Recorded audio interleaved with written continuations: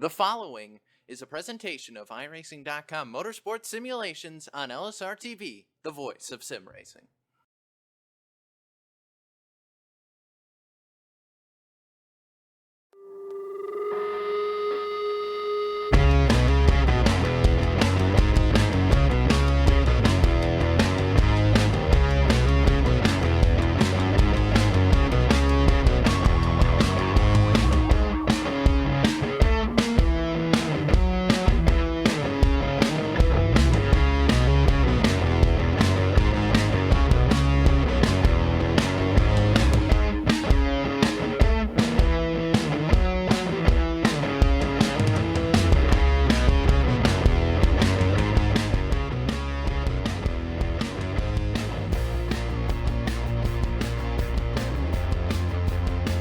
For the 7th time, the drivers of the Superspeedway Cup Series will take to the hallowed banks of Daytona International Speedway. Today, folks, is the day you've all been waiting for. The previous few weeks since Season 6 ended. Yeah, Season 14 even. Today marks the 7th running of the Superspeedway Cup Daytona 500. The field is set, the cars are ready, and practice is ending. We're getting ready to run 500 kilometers here around Daytona International Speedway, and there will only be one winner.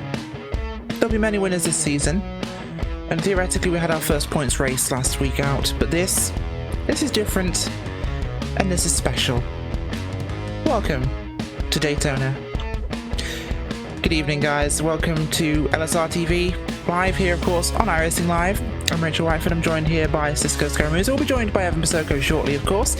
But for now, Cisco, the field is ready. We have our starting order, and we have an interesting format for today's 500. From what I've seen from Rod Flag, series organizer, we have, of course, a $25 prize for the winner. We have two stages. So we have lap 1 to 50, where the caution will fly when the 10th place runner has completed lap 50, and then we'll go from lap 51 to 124. Yeah, absolutely, Rachel. This is going to be kind of, we talk about these super speedways all the time. Well, these guys get really good at the plate tracks. Rod Flag this year throwing in a couple curveballs. Of course, when we get to the bread and butter of the season, we'll talk about race time and all that sort of stuff, like what we saw in the duels. But that's then. This is now 124 laps, easy peasy for these guys. Like you mentioned, though, those stages going to play a big part and force these guys to be up front all day today and make sure see if they can capture that prize money at the end, as well as the I-5 bonus. Keep an eye out on that. That's returning for the first time in, well, almost 2 years now that we're going to be seeing the I-5 bonus back in play. But a lot of fun. These guys ready for Daytona. They're hitting the grid right now, so let's take a look at that starting grid. Certainly will. And before we go to that grid, though, the I-5 contenders, look out for the orange window banners for the $5 cash prize for that. Seth Merchant, Tom Drayling, Andrew Berger, Scott Warren, and Michael Cozy Jr. But without further ado, to our 500 starting grid. Mark Jorgenson Jr. locked out that top spot, of course, in qualifying. Alongside him will be Ray Rinal second. Second row will be Rod Flag and Harry Tiller. Third row, Chris Bassini, Andrew Berger. Row number 4, Brandon Cruz Montevice and Rodney Warford, with Tommy Hall and Victor Bartlett. Row number 5, Cisco. Starting in 11th is going to be Spencer Preet in the 72. Paul Servant starting, he was outside in 12th. 13th going to go to Tom Dryerling. 14th to Mike Schultz. Alex Hallinar is going to start 15th. 16th going to go to Brandon Chaburko in the 22. 17th to Dwayne Cooper. 18th to Seth the Merchant. 19th to our own Andy Kessler. And Christian Peterson rounds out the top 20. So it does. Glenn Hedrick ran P21 there in the 21 car. Maybe that's fate this week. Dan Harrington in the 22 car, 22nd place in the 82, with Ramon Evans and Gary Champion behind them. Sean McCarrick and Daniel Holloway, Larry Camp and Jared Haggerty, and Scott Warren and Dana Osborne in 29th and 30th. Then you got Corey Henry, Jason Altmans, Matt Bontempi making his return, as is Josh Ball, Mike Thiel, Dave Zelensky, and Justin Levine will round out the field here from the high banks of Daytona International Speedway. And Rachel, for the first time this season, let's take a look at what makes Daytona just that little bit different from its sister in Alabama, the Daytona International Speedway, built in 1959, 2.5 mile oval. They'll be hitting 31 degrees of banking and 55 mile an hour. They got to slow down to hit that pit road. And these guys looking a lot of speed here, 3 wide. They're going to be pushing it. It's possible, but not preferred for these guys, I'd say. Certainly not, of course. Don't forget our fuel cap is down for these races. That's something these guys will have to contend with. 55%, about 23, 24 laps they have in the tank before they will have to come down pit road. That will make things very interesting.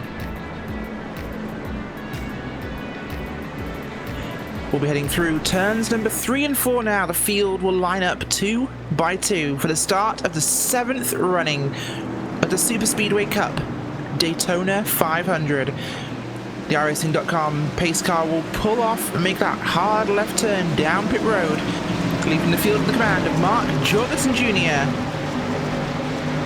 Green flag flies. The 7th running of the Daytona 500 is green.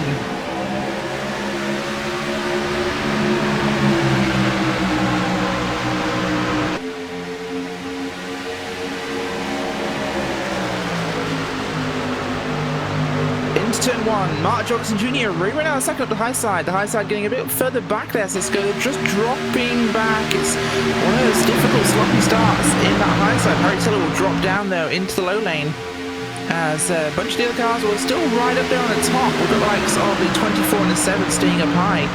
With Rittenauer, they're going to try and push their way forwards. Look at those Miller Tribute cars as we have our first caution of the night here on lap number 1, and it is no small incident, Cisco. It looks like problems with the 76 of Scott Warren. Also, it looks like several cars involved. Looking back, I see the 6 of Jared Haggerty, the 48 of Josh Ball, and also the 8 of Dana Osborne. We'll take a look at the overhead. Yeah, we'll take a look at the overhead and see what transpired between those two. I see a car flipping already when I'm winding back the cameras. But we take a look from above the track here. Yeah, it looks like problems with Jared Haggerty in the 6 car. They're heading down the back straightaway, and it's a little bit bunched up, a little bit spaced out. These guys not exactly in line. As you mentioned, the top side really didn't get a good run. Ooh, the 6 got a little nudge from the 8, and that looks like it all took, and he got flipped around, took a wild ride. And then also you see the 48 and the 52 also getting involved, so a big incident early on. Not the way these guys wanted to start a 124-lap event. Certainly not, of course. Of course, on lap number 1 is quicker than we normally expect, but looks like Dana Osborne shoved a 6 there, and the 6 just drops down the track and into some traffic, turning him up the field. And we had our first big crash. At least that was from a little bit further back, though. That's obviously left a lot of our runners towards the sharp end in better stead right now, but this is shaking up our running order. It'll be Jorgenson Jr. Rod Flag. We're now second. Chris Bassini, Berger and Tiller, Wofford, Monster Hall, and Schultz, your top 10 for the restart. We'll see if anyone heads down pit road, but this being lap 1, Evan. This being lap 1, Cisco, I should say. Not used to working with my cameraman, but don't really expect many to come, but we have some who are gonna try and trick people. Yeah, they're gonna be throwing a little bit of a look to pit road, but they're not going to do it that time. As we take another look at the incident, you see Dana Osborne just got in the rear end of Jared Haggerty, and that's all it took to spin that car around. So we'll cut back to the live picture here, but for the most part, only cars really down pit road are gonna be, oh, well, actually a fair amount. Actually, I'm seeing Victor Bartlett also heading down pit road. So some of the guys towards the rear of the field coming in early, not a bad idea. If they can not have to worry about fuel this early on, that's not a bad idea. You see the 42, Victor Bartlett down as well. You see Jason Altman's in the 51. He's leaving pit road, as well as the 57 to set the Merchant 23 as well, Christian Peterson. A couple other cars down there as well. And Josh Ball rather takes his fast repair, so he's back out there in the Arrow Chevrolet. But for the most part, your leaders stayed out. So Mark Jorgenson Jr. continuing to lead this field behind the safety car, as it were. And then Rod Flag, the guy who got it done in the qualifying races in the Super Duels, got that win. He's still sitting P2 right now. An excellent spot for the Valvoline Chevrolet. Certainly is, of course, and one of the reasons why some cars who weren't involved in that wreck, for the viewers at home, might be going down pit road at this stage. You enter pit road now. Pit road will be open for you until the green flag flies. So pitting on lap 1 might not be a great idea. However, pitting on lap 4 might be a very good idea. It gets you extra 4 laps of fuel, which pushes you up to props around the lap 30 mark for your pit stop, which could push you past any potential pit cycle incidents at Cisco, which makes a big difference for these guys. Yeah, it does. And remember that this is going to be one of our few laps races this year. We talk about that because a lot of the races this season are going to be built on time, and cautions are going to have a lot bigger of an effect on the race than they do in these laps races. So with the lap races, you can time it out a little bit more. It makes it a little bit easier to kind of telegraph what you're going to do and work on that strategy. So for these guys, that extra 4 laps is going to buy them just a little bit more than it would have earlier on if this had been a timed race. So for these guys, it stands to reason. If you're in the back of the field, Rachel, I mean, why not? Certainly does, of course, as the field will form up here on lap number 4. No lap down car, so we will be going back green this time around. Jorgenson Jr. red flag that front row. The field forming up now as we're being informed by race control. That incident on lap 1 will be formally reviewed as no driver claimed the incident. So bigger penalties and a bigger impact on the season, Cisco, could certainly be coming. Yeah, absolutely. And you know, that incident to me looks like just a couple cars got together. We'll have to see what the officials say post-race, however, and do want to take note for those of you watching out for those I-5 bonus drivers. The closest one to the front of the field, well, that's Andrew Berger in the 24. He's sitting up there doing decently well so far, so keep an eye on that 24, the DuPont Chevrolet. He's up there pretty far as well. I think a couple other drivers in the back of the field also eligible for the I-5 bonus, but the 24, the closest to the front of the field thus far. Certainly is, and that'll be a big one for him, of course. British driver Harry Tiller, impressive run last time out, of course, in the duels. A fantastic run, actually. He was winner in duel number 2. So he's one to watch in newcomer to the series as the field will once again be under the command of Mark Jorgenson Jr. And the green flag will fly. Let's see if we get it right this time by as we go on to lap number 5. Yeah, they do, and Jorgenson a really good jump early on, Rachel, as they head into turn 1. Yeah, they certainly do. As turns out Evan Pizzoco is watching in our YouTube chat, which is perhaps not where you'd expect to see him normally, as Brandon Cruz Monsiváis drops down to the low side from the top side once again. The top side not faring as well here, Cisco, in that outside lane. Only 3 of them left at the moment, being Flag, Rittenauer, and Tiller. Up there on the top side as Cheburko in the 22 car. He's going to be sitting there a little bit further back with the 3 of 7, and he will drop down too. And everyone's scattering off that top line. Yeah, and Cheburko, the highest blue oval so far in the field. A lot of Chevrolets up front. The only Camrys we really see are really in the back of the field. Map on Tempe having problems early. He's not up there in his Camry. And I'm looking, it doesn't look like, 21 of Glenn Hedrick with big problems at this stage. We will get you the 20 on what happened here in just a second when I locate that car. But I heard screaming tires, look back, and we had problems for that 21 of Glenn Hedrick. He's in the wall hard, and this all spawned from an incident with a car in front of him. The 64 machine of Alex Hallinar getting on the low side under the 06 in the tri-oval, getting himself loose and sideways on the apron. He comes up, wrecks Hedrick in that 21 Menards Ford Fusion. Oh, a complete self-generated incident there, causing bigger impacts for the cars, but huge problems for the very innocent 21 of Hedrick, Cisco. That was unusual. Yeah, Hedrick just really had nowhere to go coming out of turn 4, and I mean the 64, the Shake Shack machine in front of him, I think just got a little impatient behind the 06. You see from the hood of the 21, the 06 kind of comes down and wasn't really in the 64's lane. I think Alex just got the apron a little bit, and that's all it took to get that car sideways, and then bam, right into the side of it. And the Gatorade Chevrolet goes up and over. And as for Hedrick in this white number 21, just nowhere to go and pounds the outside wall, and is probably going to have to use that fast repair if he didn't already in the first caution. And if he did, well, he's going to be out of luck this time early. But smoking is that 21 already. Not the way he wanted to start out his season 15. Certainly not, and having looked back at the incident as Tom Dreiling in his 06 claims the wreck. Cisco, I'm afraid he's actually right. Tom came down into the low side, tried to slot into that low lane, and just clipped the bumper of the 64, pushing him below the apron. So actually the 64 there, an innocent victim there. The 06 trying to fit into a gap that was closing rapidly, and well, that has definitely changed things as far as this one goes, as drivers will head down pit road. First of our calls is the 10 of Rod Flag and the 22 of Brandon Jaberko heading down pit road. And an interesting Rod Flag stop. Yeah, an interesting call. I'd say it's a little bit early, I think, to be thinking about it. And also, I find it interesting that the 88 usually on the mic with the 22 split decision for those guys. So maybe having different thoughts for what those guys want to do, but the 10 already off pit road, so a quick stop for him. You also see Spencer Preet.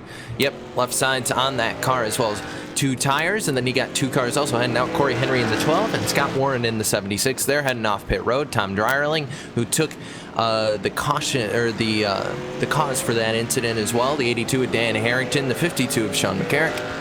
That the merchant Christian Peterson, and then also the 8 of Dana Osborne headed back down pit road, and Brandon Jaberko continuing to be on pit road, wondering if he maybe wants to fall to the back and see if he can get a couple teammates back through the field. He's going to leave his pit box right now, so he is sitting right now in the 32nd position, so he's going to have a long way to make his way back up through the field, Rachel, but if there's one guy who can do that, it's probably going to be that driver of the 22. Certainly is, of course, and I'd feel bad actually right now for the likes of the 10 and Rod Flag here. He's putting himself right in the firing line back there in the rear of this field. Things have been pretty shaky so far. Let's not forget, folks, we're on lap number 6 and caution number 2 here. This is the longest race of the season. This is 124 laps. Why people are pushing this hard on lap 1 and lap 4 of this race, I do not know, because these 2 wrecks have happened on the first lap of each restart, the start and the restart. But remember, seriously, Rachel, what are we doing? This is lap 4 of 124. Yes, why are but we going this hard? Because we have stages. Remember, these guys are racing to that first stage to get those points. That's huge this year for the championship. But they still have 50 laps, though. Yep. Well, so far it hasn't worked out, but I mean, we also have to take a look at the 2 incidents we've had thus far. The first one, just a bit of a close shave, and even from what we were looking at the camera, it's hard to really tell on that incident. It almost looked more like the 64 got the apron than really the 06 came down, at least from what I was seeing on the cameras. But couple of close shaves, and I mean, keep in mind, these guys have been on and off the track. They haven't run this long of a distance in a couple weeks, so just something to keep in the back pocket. I think these guys will figure it out sooner or later, but as of right now, just take it nice and easy, and we'll have to see how these guys do coming off this second caution. Certainly is, and we will be coming back from that second of 2 cautions so far. This time we'll see if we can go for a whole lap, and we'll see if we will actually get a full lap completed under green flag conditions this time by. It'll be nice to see. We've had some fantastic racing, of course, in the duels the last couple of weeks. We'll see what does in fact happen this time once we get to that position. It'll be Mark Jorgenson Jr., Chris Bassini with Andrew Berger, Rodney Warford. We're in our second. Brandon Jaberko. No, Brandon Cruz-Monsivice, Harry Tiller, Tommy Hall, Paul Savant and Mike Schultz, your top 10. Pitting cars going to the back, including the likes of Seth de Merchant, the likes of Brandon Jaberko, and of course Rod Flag. A number of cars actually did pit here, quite a few, Cisco. Flag, who pitted from the top end of your field, has only dropped back to 17th place. He's right in the middle of the pack. I'm not sure if that's where I'd want to be if I was the 10, as we welcome in here in a moment our primary guy who's supposed to be with Rachel here, Evan, in a moment, but I don't like the idea, but if fuel's going to get you, what, only 30 laps or so, and these guys are racing to the stage, it would make sense that now Rod doesn't have to worry about pitting before the end of that first stage. So if he can make it to the end of that stage, doesn't have to come in pit road, it would stand to reason. But if we get another yellow, Oh, absolutely. If we get one more yellow, he is good. But exactly. Right now, he will be about 20 laps short of the stint, so that will be a major problem. Either way, we're going to move forward to this one, and we'll see what will be happening as the field get themselves back organised once again, as I believe we're now joined by Evan Pasoko. I think that we've got some of these gremlins fixed on my side of things, and we should be good. And based on, as I was resetting my stuff and getting in here, I noticed that we didn't have a lot of green flag racing that I missed out on the beginning. So hopefully I show up at the right time and we can get this thing underway and still have plenty of time to go with 116 laps, rather 114 laps due up off of this restart. I'm with you. Let's see if we can get this thing moving a little bit. Jorgenson is going to bring us to the green flag once again. No one's really had an opportunity to try to get around him yet. Certainly not, and we are going green this time by. We'll see if we can actually make a whole lap. This is our objective this time. I'll be happy if we get at least one, Evan. Some of these early accidents have taken the likes of Shada Bakaric, Alex Halidar, Jared Haggerty out of this thing. Still a big field as we rounded a quarter number 4. 33 drivers scored on the lead lap. Going to bring us to the green flag is the Budweiser Chevrolet of Mark Jorgenson Jr. Pace car back down and in. American Ethanol green flag flies as we go back underway. Pretty good jump for the drivers on the outside of the racetrack. Again, the key if you're up top is to stay there, strengthen numbers if you want to maintain that track position. So often we see the outside struggle. This is the first race, mind you, on season 15 that we've had a full field up until this point through the duels and through the shootout. It's been about a 50% field size, so we'll see how these drivers navigate. It looks like drivers top side led by Chris Piscini, not doing a bad job as we get up to speed down the back. Well, it's the third start, of course, and they've had a fantastic one this time by Piscini and Wofford on the outside there. Huge start. They kept their positioning very well. This has been the strongest start all day we've seen from the outside lane, Evan. The number 28 is dropping, but 29, Tommy Hall dropping back there into the low side, but leaving the 1, the 7, the 54 of Monster Vice up there on the top side as the field still led by Mark Jorgenson Jr. and Andrew Berger there, but it was a pretty strong start. Of course, dropping back now as the support just seems to peel away, but as Cisco mentioned before you came in, Evan, racing back in the pack is very violent. People want to move forwards very quickly because they know points mean prizes.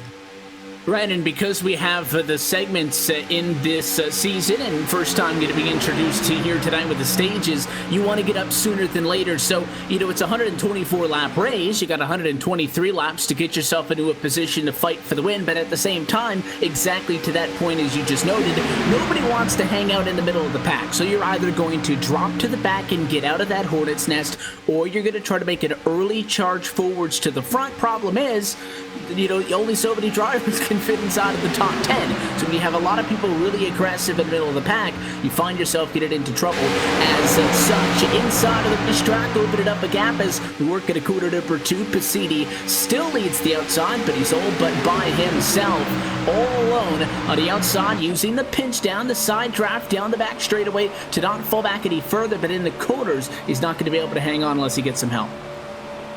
Certainly is not, of course, and the back of the pack is spreading out now. We've got really a lead pack. Goes back to the 8 of Dana Osborne in 21st place. Things very busy in that back part there with Josh Ball, Scott Warren, Dan Harrington, Spencer Preet, and Mike Schultz. That region of the field very, very busy. 2 wide racing back there. Largely single file up at the front as Piscini, the only car really staying up high in the front group here, but 76 of Warren, the 42 there, the, I believe, 07 and the 14 holding on the high side. They're starting to drop down single file now. We've made one lap. We've had our magic objective achieved. We completed a lap now, and things seem to be actually settling down.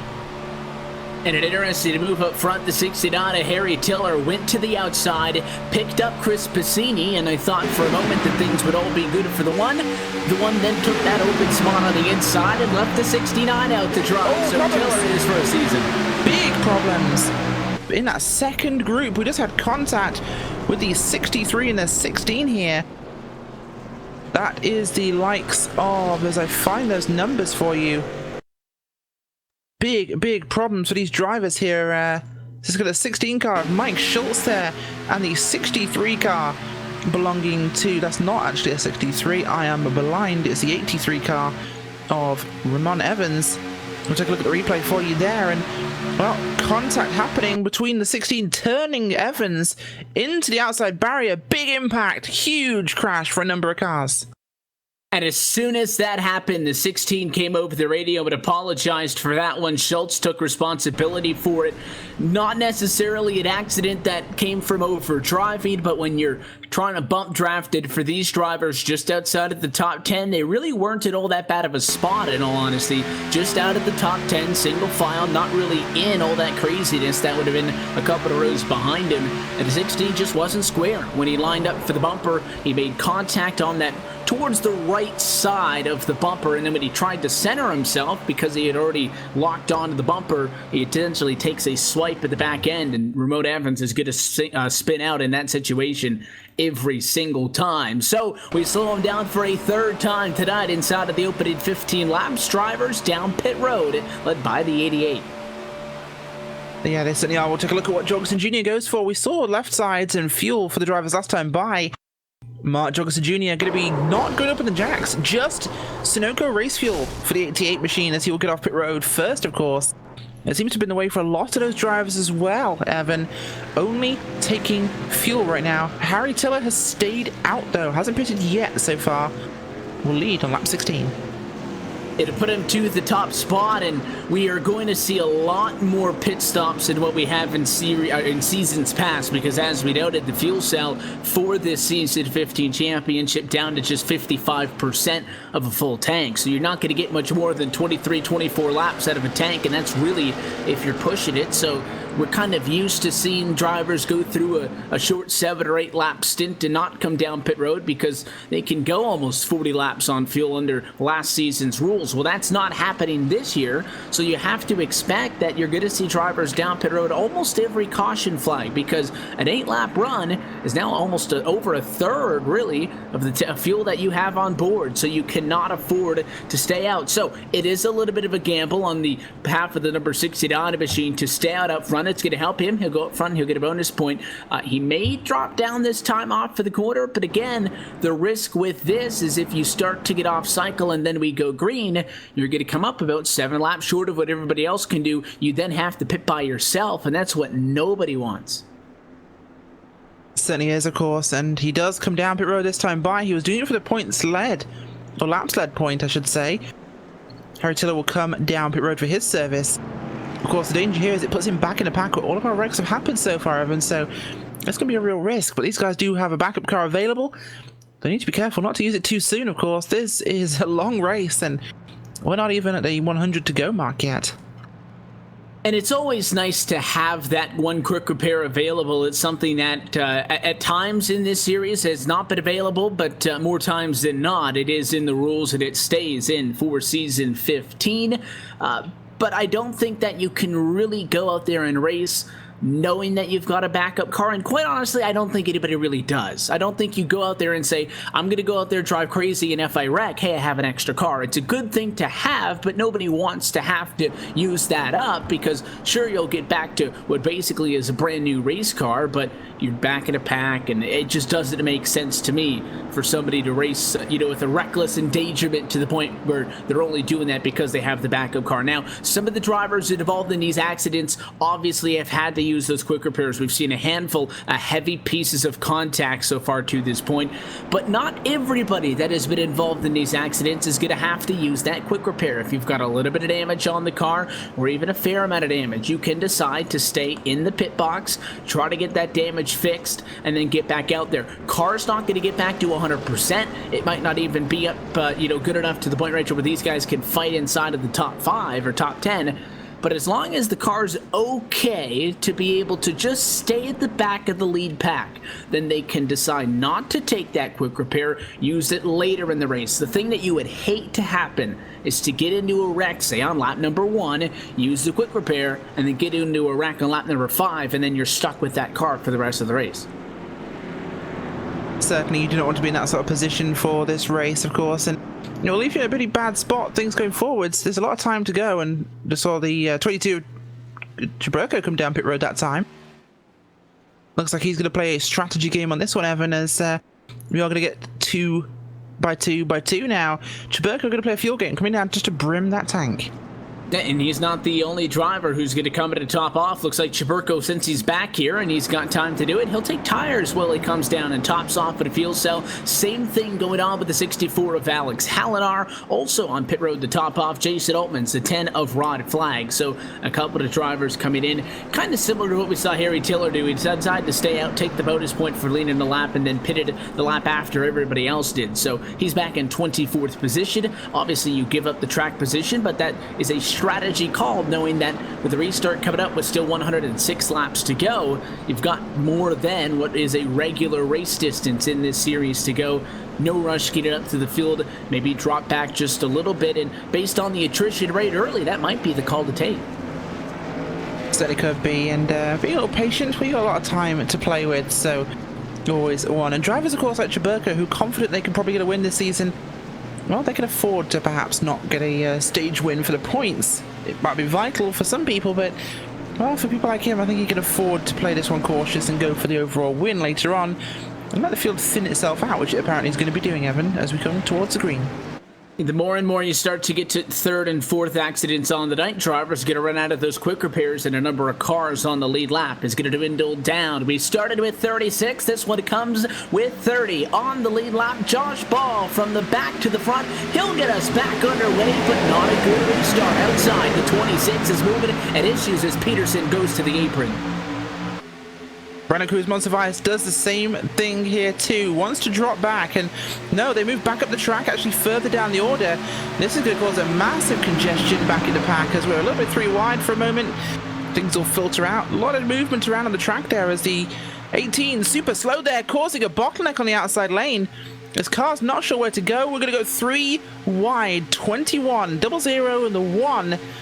18 cars had some serious problems there. I have no idea what he's doing. Gary Champion's caused a massive bottleneck.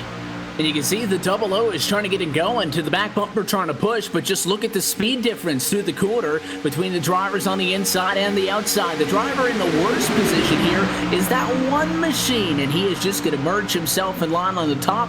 The 14 went from the middle to the bottom, and that opened up a door because Steele, if he was stuck out there on his own and three wide, it would not have ended well for him. So now we see Hedrick lead the outside, and now he's backing up the 18 as he has some problems of his own. So the outside lane, a disastrous start, all with the exception of Daniel Holloway, who restarted on the outside of the front row but took over the race lead. Everybody else behind him in a mess. Yeah, they certainly are, and that's going to cause them some problems at this point as this really jumbles things up. But the single file at the front isn't lasting, and the 21 having some problems right now for himself and his consistency at the moment. Jorgenson Jr. back in the pack, he's in 7th place. This is all very jumbled up. Holloway, DeMerchant, Ball, Rittenauer up ahead of Jorgenson Jr. there as Jorgenson's going to filter his way through. Pushing Rittenauer will drop down.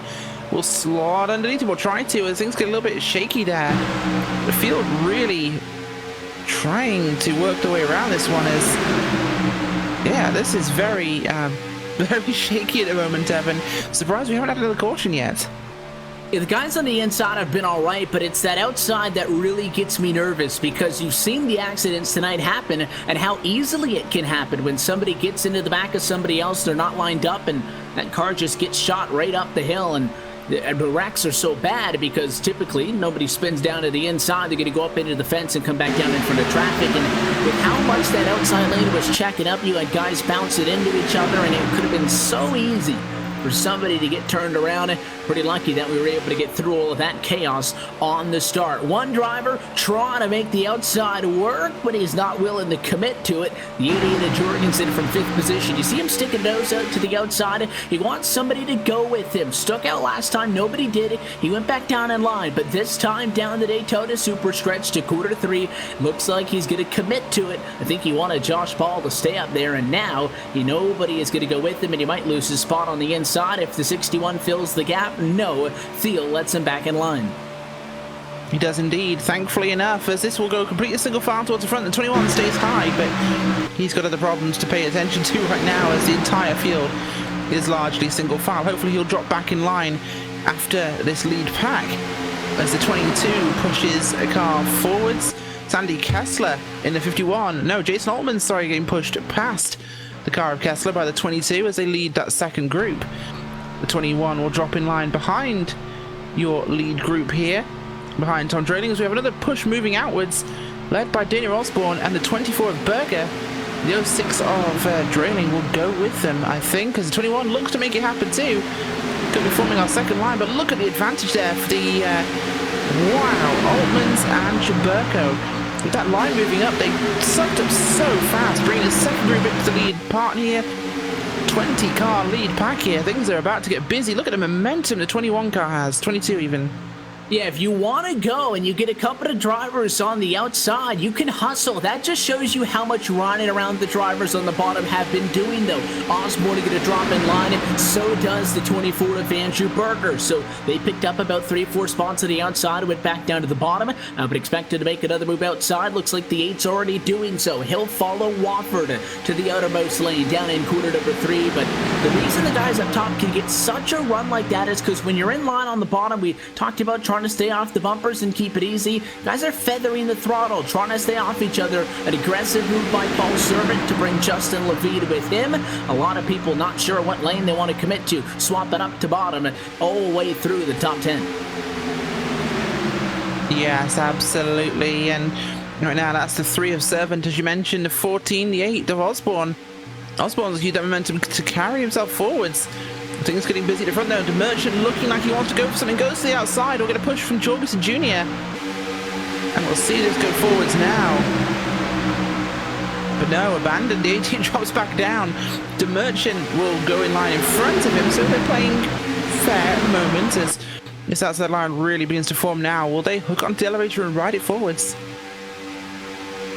It looks like we're starting to get an outside lane there. It's not like it is on the inside. You've got a couple of cars here, a couple of cars there, but this 88 of Jorgenson has really been wanting to get this going for a couple of laps. And again, he won't commit to the outside, but he's trying to move up a little bit to give that 3 a little bit of a draft as Servant can continue to work through it. But once that 3 gets alongside Rittenauer, then the 88 will commit, and he just needs help, and it looks like he might be the caboose. No, he'll go back in line as Josh Ball makes a play for the race lead. He'll give up second spot. He was gambling on the 88 of Jorgenson, stayed with him. He did not, and that was not a good call.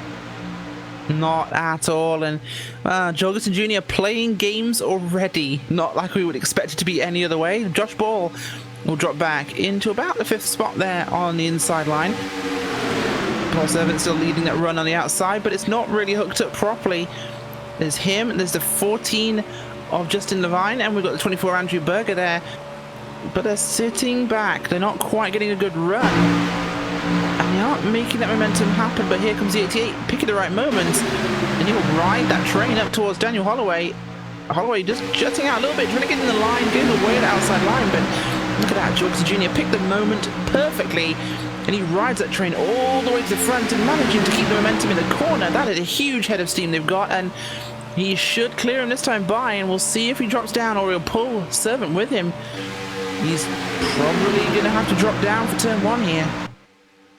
It looks like he's trying to do it at the last minute, really trying to help out the 3 of Servant on the outside. It's not going to work, and the 88 may just be forced to go down to the bottom. If he doesn't, the 26 is going to sneak through. He notices that, comes down to protect. Nonetheless, Mark Jorgenson Jr., new race leader at lap number 28. Now he'll go back up and again try to get the 3 right there, though. You saw they slid up on each other's bumpers and it got the 3 of Servant out of shape. That is not what you want to see when you're in the pack, and that was a well-played move by Jorgenson. Again, when Josh Ball stepped out to the front, that's typically just how things work on the outside. Nobody from up front is willing to go high until they see a big run coming. Josh Ball, in most circumstances, would be able to jump out of line from second on the bottom, take the momentum, and just become that lead car on the outside and go. But Jorgenson was committed to leading that line, and it was a gamble to drop back down in line and not work with him, because if Ball had picked up somebody else to help him, then Jorgenson would have been stuck on the bottom. He timed it perfectly,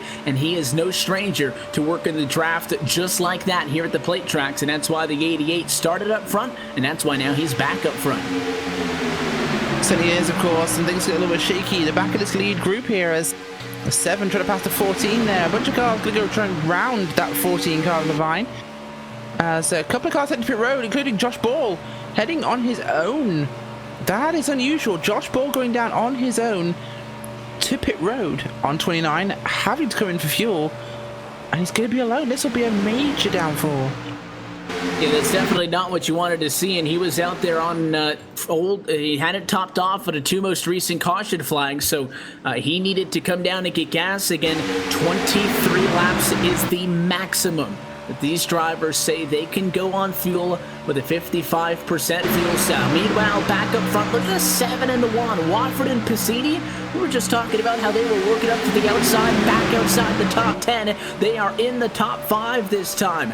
Coming out of turn 4, trying to follow Watford through is that one. And you saw just a week ago, those Miller Lite bright blue machines working together well. They appear to be doing it again tonight. Yeah, they certainly do, and of course we'll see what will happen to Josh Ball, of course, but not going to be helping him for long, unfortunately, as the outside line really forming up here. Second lane, very hooked up right now. The 88 of Jorgenson Jr. could be in real trouble. As the Merchant gets a little shuffled out of that line and things spread out in the bottom, loses momentum. Topside gets a huge run for Wofford and Piscini, making their way forwards. Yeah, I don't know what was going on between the 88 and 26, but they got a little bit out of shape. The 57 found himself along sideways out of 4. Daniel Holloway pushes up and gets into the door of Chris Piscini. He drops to the apron to get out of the way. Somehow we hang on, and in all of that, new race leader is the 7 of Watford. Piscini, though, wants the challenge. Certainly does, though, and Piscini will likely make it work here, as the 7 is going to be holding that low side ahead of Jorgenson Jr. Could Piscini carry the speed with Berger as the double O pulls out and leaves the bottom line in real trouble there of not having enough cars to keep their momentum up. Piscini's clear, but he's not going to drop down without the 24. He may have to, though, just like the 88 did. This has changed the running order completely now. The next thing you know, we are 2x2 all the way through the top 10 as this complexion has really changed. A driver down pit road this time. Looks like a couple of drivers spinning onto pit road. It's Tommy Hall's number 29. He needs to come down for gas. Mike Thiel is down for gas. Holloway, Hedrick, Bartlett, Champion. All of these are the drivers who have elected to stay out on the most recent yellows.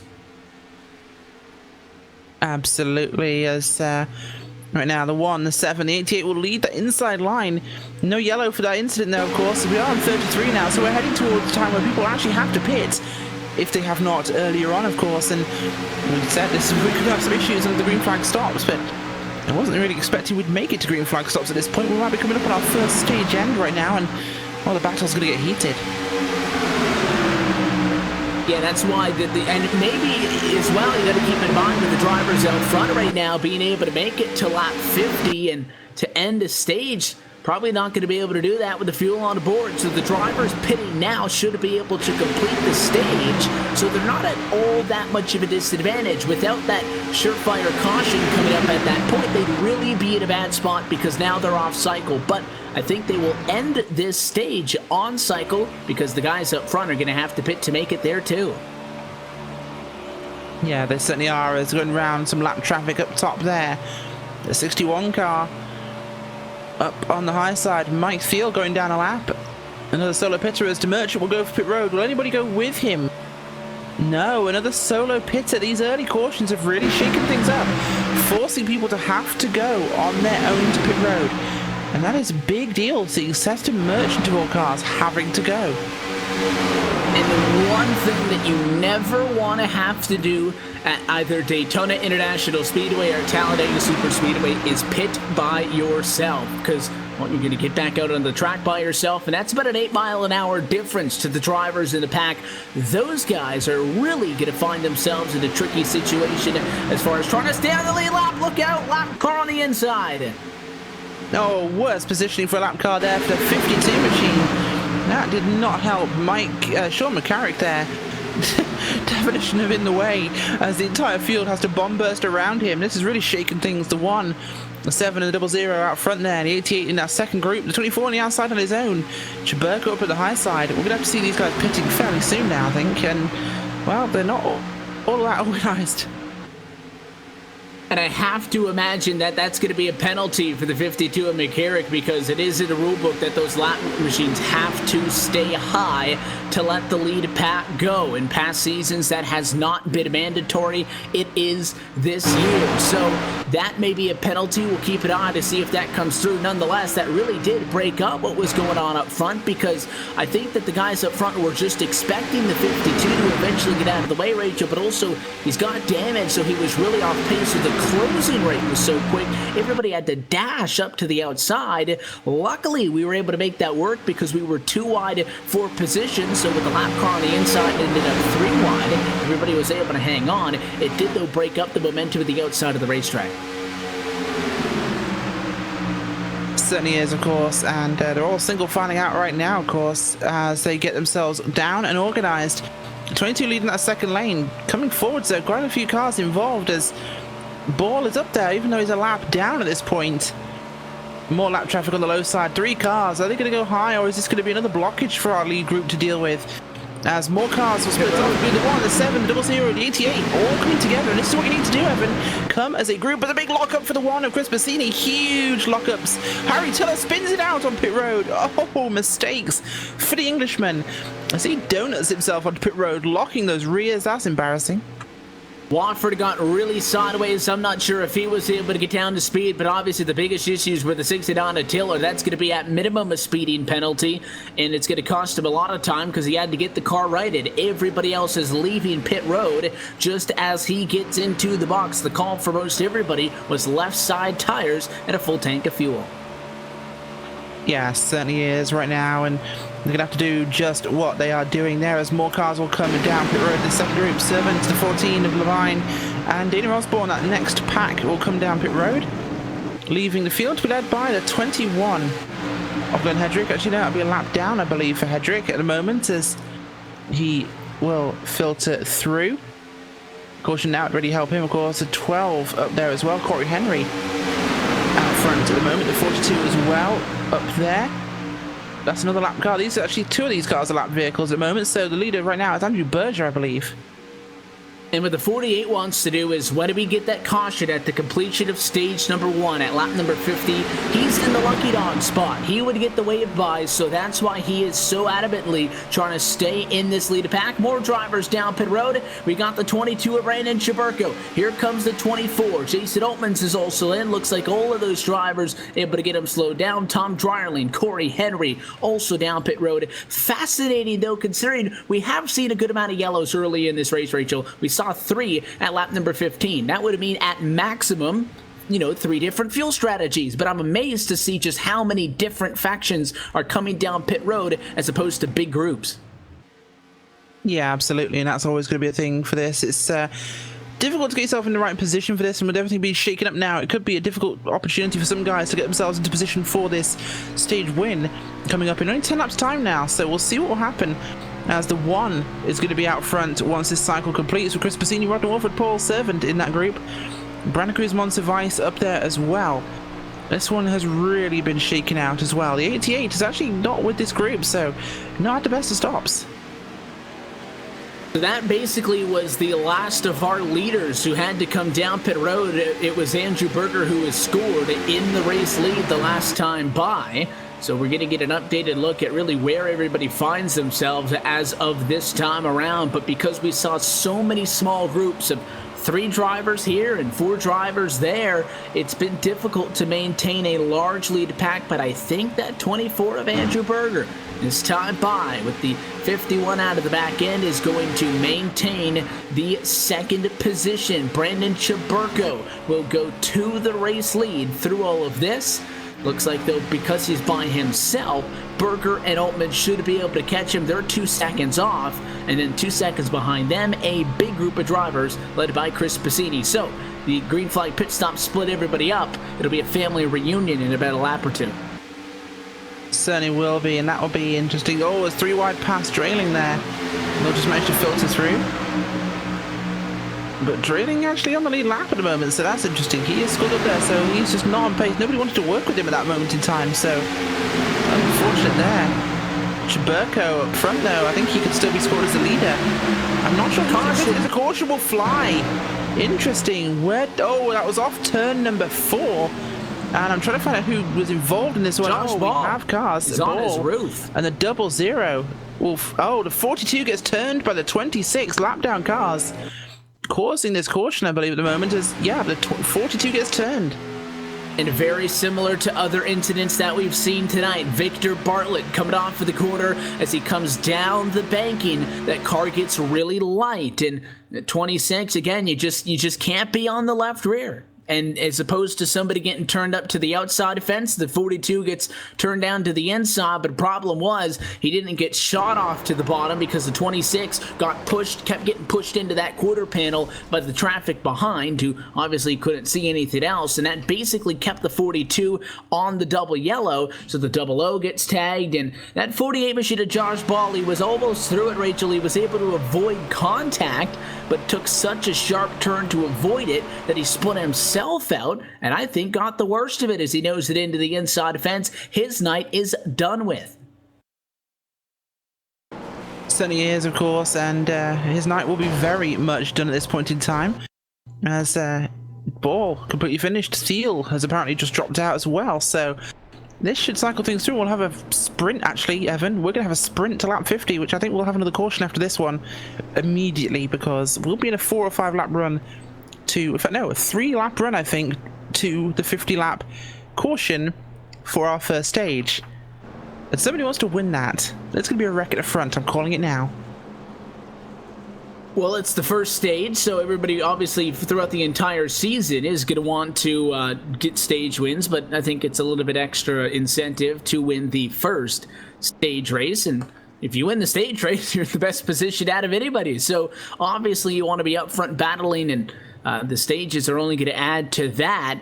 If we get a yellow off of the restart shy of lap 50 and it brings us through the halfway point, then I believe that will act as our midway or the end of stage 1, I guess, and it will be at that moment. So this basically restart coming up, as you said, would be like a short shootout to the end of a race. It's in reality going to be still shy of the halfway point. As we pace under the caution, I want to take this opportunity to remind you that coverage of the Superspeedway Cup Series at LSRTV and iRacing Live is brought to you by Joel Real Timing, the official timing software of LSRTV. Whether you spend your time in the sim behind the wheel, on top of the pit box, or from the spotter stand, JRT is your go-to software for iRacing scoring and timing analytics. You could get yourself a basic download or get the pro version today online at joel-real-timing.com for more information. So we're starting to see a lot of drivers get trapped laps down. Last time by over 7 were 1 lap down.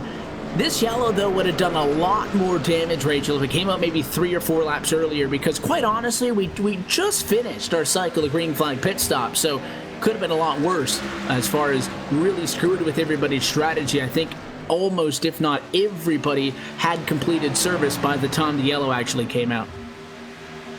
Yeah, certainly, and that's really shaking things around. We'll see some pit this time by because they're going to have to, but maybe this caution might help them carry it through. It'll save them a lap or 2 of fuel. If they're close, they might be able to stay out here and make it to the guaranteed caution on lap 50, which they have to know is coming. And depending on when the lights go out on top of the pace car, we'll get a better idea of how many laps are going to be left as we race to the completion of stage number 1. Taking a look this time, 44 laps going to be complete, expecting the lights to stay on this time by for at least one more time around, and they do. So I think we'll see lights going on the pace car the next time by, and then we will go green to take a 4 lap to go shootout to end this stint. This lap going to be reserved for drivers to get waved by. So those 7 drivers that I alluded to being stuck a lap down, they'll get back to the lead lap. So that's Brandon Monsivice, Larry Camp, Alex Hallinar, Christian Peterson, Remote Evans, Sean McCarrick, and Andy Kessler going to get back up in this thing. They'll be outside the top 20, so I think it's a little bit far-fetched that they would be able to challenge for the win in the points paying positions in this stage, but get back to the lead lap before a caution flag coming up is good for them, because then when we slow things down at the end of the stage, Rachel, they can come pit, and that'll get themselves back on cycle with everybody else too. It certainly is, and that'll be the point where we see something really interesting happen, of course, as This one will get organized now, and we'll get that real charge here. But again, people know this is coming. That's going to really shake this up, and that's what I keep having to try and reiterate here, is that to those of you at home, these guys mentally have been never really sure when a caution would fly, but they know one is coming soon. They based strategy on knowing they're getting a yellow on 50.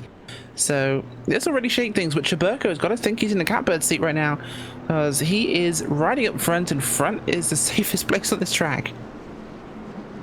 There haven't been many safe places to hide from the problems tonight, but if there's any place that I would put my money on, I would say that is the number one position. And Brandon Cheburko, no surprise that despite starting in the middle of the pack in that 2240, he has been able to get himself up front already. So this time, moment of truth, we'll find out just how many laps we'll have to fight to the end of stage number 1. It'll be Cheburko, Berger on the front row regardless, Altman's, Bassini, Wofford, give you the top 5 as we get set to go back underway, but the lights of the pace car are out. So next time around, we've got about a minute 52 seconds of caution before we get the American Ethanol green flag, but we'll come into turn 4, complete lap number 46, take lap 47, so it will be 4-lap shootout to the end of the first ever stage.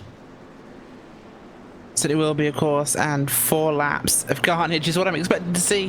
What's the best we get a caution during that period, actually? That takes lap 50. Of course, nothing will fly on 50, but I think we'll see one before that point, Evan.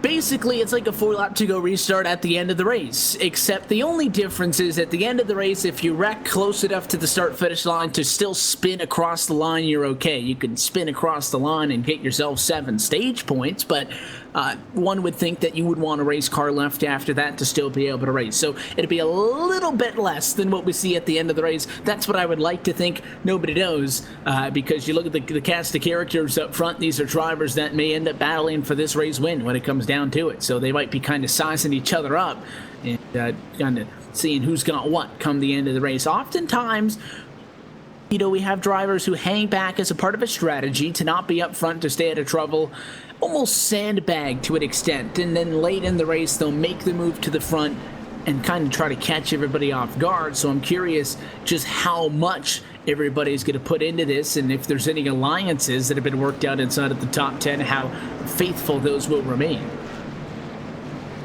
Certainly will be. Green flag about to fly. What will happen after this start? This is a big pack of cars at the front. All of them want to win this stage, Evan. Let's go. Pace car going to drop off. Brandon Cheburko once again in control. Green flag flies as we go back underway at lap number 46. 4 laps to go to the end of stage number 1. The green flag is out, and Cheburko on the offensive already, pushing up towards 24 of Berger, who's going to try and get past him here into turn number 1. Can he clear him? It's not going to be enough. He will not be entirely clear, but the 51 of Altman's has to get on the back here of Cheburko and get him moving forwards if he has any chance of holding this one. And he might hold on, but right now, this is the best start I've seen by an outside line, because they know they have to go. All that 24 needed was just a little bit more of a push by Bassini. Just stay on the bumper for maybe 2 or 3 more seconds, but I like the call by the 1, though. If he continued to push aggressively off of the corner, could have wrecked both cars. He did drop back a little bit at cost to the 24 going to the point, but they are most importantly still there, outside line, going to lead lap number 47. He just needs that extra 4 feet to get clear. Still not going to get it this time to turn 1. Certainly not. This is the closest I've seen it ever run here, and I've never seen racing this tight at the front. This stage win is going to be an important factor for these guys, and honestly, this is impressive performance by the outside lane. Berger and Bassini are racing as hard as they physically can here. They want this one, and this is going to be incredible to see the race across the line here on 50. Of course, it's going to be 2 laps to go this time by. Of course, it'll be the 10th car to pass the line on lap 50, where the caution will fly. That will happen in no time at all. Yeah, that could be a big factor as far as when the caution comes out, if drivers are really separated. If the 10th place car is 7 seconds back, you got to race to the line and you can't give up. You got to stay in front when the caution comes out. Last time by, 10th place was only 4/10 of a second behind, which makes it a race to the start-finish line to end lap number 50. Next time by, lap number 49. Going to come to a close. The ultimate time down the back straightaway in stage number 1. Still neck and neck, side by side for first, for third, for 5th, and for 7th. Hard to tell if anybody's got an advantage.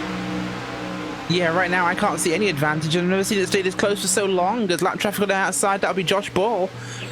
Going to be a factor here as everyone realizes where he is and comes down low. They'll pause the battle for a second and they'll go into lap number 50 now. And are we going to see the caution this time by or next time by? I think it'll be the completion of lap 50.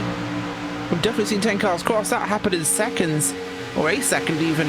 There's a bit of run to it now. This is the last lap of stage number 1. Alman is pushing as hard as he can to get the 22 clear, and it might be advantage inside line. It's the biggest gap that the 22 has had since the restart. It was at a car length. All of that going to be erased. Neck and neck, down the back, straightaway, side by side to quarter number 3. Who's got the advantage at the stripe? The advantage for Cheburko is that he's got the 51 pushing him, and the 24 doesn't have as much help courtesy of the number 1 machine. Lap number 50, going to try to close this time. Cheburko going to slide up to shut the door, and the 22 machine at the start-finish line had the nose in front. Caution flag will fly to end stage number 1. Altman's digged on the inside, trying to, but came up a little bit short. Cheburko takes the stage win. He certainly does, and impressive there as Hedrick spins across the back stretch. But yeah, incredible run there by Cheburko. One of the strongest runs I've seen on a 4-lap run there, Evan, by both lanes. That was incredibly tight racing and incredibly respectful. I thought we'd have a caution, but we made it under green. Wow, time to head to stage 2. We have our winner for stage 1. And that 5/10 of a second delay, again waiting for the 10th placed car to cross the start finish line, almost gave it to Altman. Cheburko went up to block the 24. It opened up the inside. He had him by 3/4 of a car length at the line, but by the time the caution came out, that 51 almost snuck in with the best by Ford Fusion to take that spot. So the green and white checker has flown for the first time, and Brandon Cheburko is your stage 1 winner in the Superspeedway 500. So as we head back to caution flying conditions and get set to race stage number 2 to the end, let's also take this quick opportunity to take a yellow flag of our own. We'll step aside, come right back to the Daytona International Speedway in just a moment. You're watching LSRTV's continuing coverage of the Superspeedway Cup Series on iRacing Live.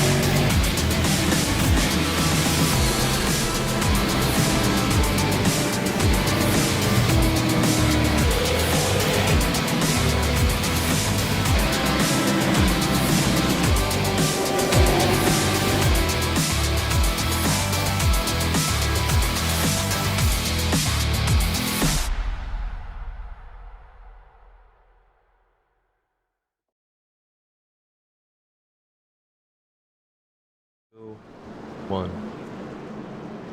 And back live from the World Center of Racing to break it under the caution flag. Only scheduled caution flag on the night to end stage number 1. Brandon Chiburko took the green and white checkered flag in that one to take home a couple of points, and drivers were down pit road since that moment. Caused him to drop back into the number 4 position. Seth the Merchant is going to bring us back to the green flag to bring us through to the end of this race. At lap number 124, Gary Champion and Brandon Cruz-Monsivais, second and third respectively, jump up in front of the 22 as they get back underway. As noted, this is the longest race on the Superspeedway Cup Series Season 15 schedule, and in fact, most of the races this season are going to be on a timer of 100 minutes, start to finish. Tonight not going to be the case, and we may just still have that much time to go in this one. Yeah, we certainly might, of course, and, well, the race is going to be interesting to the end here. Longer second stage, and, of course, they've weeded out a few cars already. Cars out of the race so far. Josh Ball, Victor Bartlett, Jared Haggerty, Scott Warren, Nathan Davies, and Matt Bontempi no longer running, as Mike Steele is still running with 5 laps down. Otherwise, 31 cars on the lead lap here. That's nearly a full NASCAR Monster Energy Cup Series field. As we cycle through here, get ready to go back for our restart. It's going to be interesting right now. Champion out front with Monsivais, Chiburko, Berger, Merchant, Wofford, Altmans, Persini, Tiller, and Rittenauer. This will be telling, and I'm surprised by the recovery Harry Tiller's made, of course, after spinning onto pit road under green flag conditions. He's back up in the 9th spot there, Evan. That's huge. Yeah, I think that the end of the stage just happened to work out very well for the drivers where it happened. DeMerchant was leading a lap ago, no longer. Obviously, as you noted, Champions now up front. The 57 decided to come down pit road at 1 to go. So he's now going to be able to make it to about 23 laps from now. Furthest he can go, about lap number 78. But he does top off on fuel. That will drop him all the way back to about 30th position at the tail end of this lead lap. So there is no more guaranteed caution flags. This race could, in theory, go green to the end of it. It's up to the drivers on how they're going to approach it now from this point on going forwards. The certainty is now eliminated. You've still got about 3/4 of what is regular race distance from this point on to the end. Curious to see how people are going to navigate it. Yeah, they certainly are, and that'll be interesting to see how this one plays out, but what we have now, we have, what, I believe 74 laps, so about 3/4 of nearly a normal race. So this should be a little calmer. It's a longer stage. We might see some more relaxed racing as the green will fly this time by. Pace car get it duck away, and it'll be Gary Champion's first opportunity to control for the inside of the front row. Green flag flies for the Texaco Chevrolet back on the loud pedal. 55 laps complete from Daytona, and a good jump for the drivers at the inside as the outside stacks up a little bit. The 54, the 24, the 51, and the 69 were all on each other. However, they're making up for it now. They are moving in the center of 1 and 2. Look for the run off a quarter 2. That 54 can do anything. Not look like it's going to happen though as the 24 drops off. Certainly does, and the 24 dropping off has definitely had a big impact there as this one will really shake around. The 18 of Champion, the 54 of Monsivais. Monsivais having a great run this season. We've seen massive performance change from him in that 54 car. The LSRTV machine has definitely been an incredibly potent vehicle this season. One to watch, perhaps. Yeah, needs to just be able to find out a way to wrap these things up, is able to compete up front, to be competitive, but hasn't found that a little bit extra he's needed at the ends. He's in a fantastic position battling for the race lead, still shy of the halfway point. He's got the 24 working with him. How aggressive they managed? No, caution flying, it flies to not battle. Huge problems there as the 88 of Jorgenson Jr. tried to force his way into a gap that did not exist in front of the 83 and turned himself around his nose, and they are still wrecking. The big one of the night as Jorgenson Jr. turns himself into a pinball. Oh my gosh, that was our big one for the night, Evan, and caused by Jorgenson Jr. getting a gap wrong. That is a first. Yeah, he was trying to get his way to the inside. We'd seen earlier in this race he'd go to the top and the drivers would be a little bit more forgiving and let him back in line. That was not the case with the 83 of Ramon Evans. And Evans held his line. 88 tried to squeeze in, and that did not work at all. And it was a huge mess because you had the initial cars block the racetrack that took out about a dozen, the 14, the 72, the 8, the 64, the 33, the 07, the 00, the 98. So there was that wreck, but then also Mike Schultz is on his lid. He gets turned by Seth the Merchant, who tried to avoid the accident, and the 16 was up and on his roof. Certainly is, and that was a dramatic incident we just saw there. Probably bigger than we've seen for quite a while. That was huge. He just continued going as the 88 got punted up and down the track by cars he was hitting. Incredible. Jorgenson Jr. very quick to take the blame for that one, and that is unusual. I've never seen him cause an incident. I think that you would be hard-pressed to make a case against him being the root of that one, so he gets the pain out of the way, rips the Mandate off, and does claim the cause of the caution, so that will send him to the back of the pack for that. And I guess the positive would be that you can still have time in this race to get going, but obviously that car totaled to the point where he had to take the virtual tow back to the pit lane. So because the accident was in turn 2, it may be upwards of 3 minutes until he's allowed to start to get service on the pit lane. And if he does have a quick fix still available and uses that up, he'll be able to get back going, but I think this will at least cost him a lap, if not 2. Certainly was, and wow, this has been an interesting race so far. Lap 59 here, and we're on what is caution number 7 or 8. As you know what, I think we're actually heading towards the midway point to this one, Evan. Yeah, when we take the green flag, we'll be about a lap or so away from crossing the halfway point in this race. So as we pace, no better time to take an opportunity and look at our iRacing Midway race break, brought to you by iRacing, the leading online racing simulation developed from the beginning as a centralized racing and competition service. iRacing organizes, hosts, and officiates races on virtual tracks all around the globe. And in the fast-paced world of esports, iRacing is a one-stop shop for online racing with officially sanctioned series from NASCAR, IndyCar, IMSA, the World of Outlaws, and many more. At lap number 59, Gary Champion is out in front. He started in 24th. One of our biggest movers, I think the second biggest mover in this race, leads the way with Brandon Cruz-Montsevice behind him, still in second off for that short stint to join him on the front row for a restart duo. Brandon Chaburko runs in third with Andrew Berger behind in fourth, and Rodney Wofford inside of the top 5. All familiar names in this series. Jason Altman's in the best buy for this week, runs in 6th position. He is the biggest mover, plus 26 spots to get to where he runs at the moment. Then a trio of drivers who started inside of the top 10. Chris Piscini rides in 7th right now. Harry Tiller, great recovery after having a spin and an issue on the pit lane, runs in 8th position. Ray right now are behind him in 9th, and then Paul Servant rounds out our top 10. So he does 11th place so far. Ramon Evans, Seth Carrick, Sean McCarrick even in 12th place. With now 13th place. Everyone shuffles around as they enter pit road. It completely screws the running order for me. I'll try this again. In the 11th spot is Sean McCarrick, Tom Drayling, Seth Merchant, Dwayne Cooper, Rod Flagg with Ramon Evans, Andy Kessler, Dan Harrington, Glenn Hedrick, and Larry Camp in 20th. And then at the back, Christian Peterson is 21st, Corey Henry 22nd, Tommy Hall 23rd, Alex Hallinar 24th, and 25th position, Daniel Holloway, one of the drivers who's going to trickle down to the pit lane. Those are the drivers on the lead lap. 3 drivers, 1 lap down. 26th, the Mike Schultz with heavy damage and on pit road. Jorgenson has taken the quick repair and is back out on track, but he has lost a lap, so he runs in 27th. And then Spencer Preet is scored a lap down, but he has just brought that machine behind the wall, so he'll fall a little bit further down. 29th is Justin Levine. Dana Osborne is in 30th. 31st place today, Dave Zielinski down in that spot with Mike Thiel, Josh Ball, Victor Bartlett, Jared Haggerty, Scott Warren, Nathan Davies, Matt Bontempi, all of those cars out of the race at this point.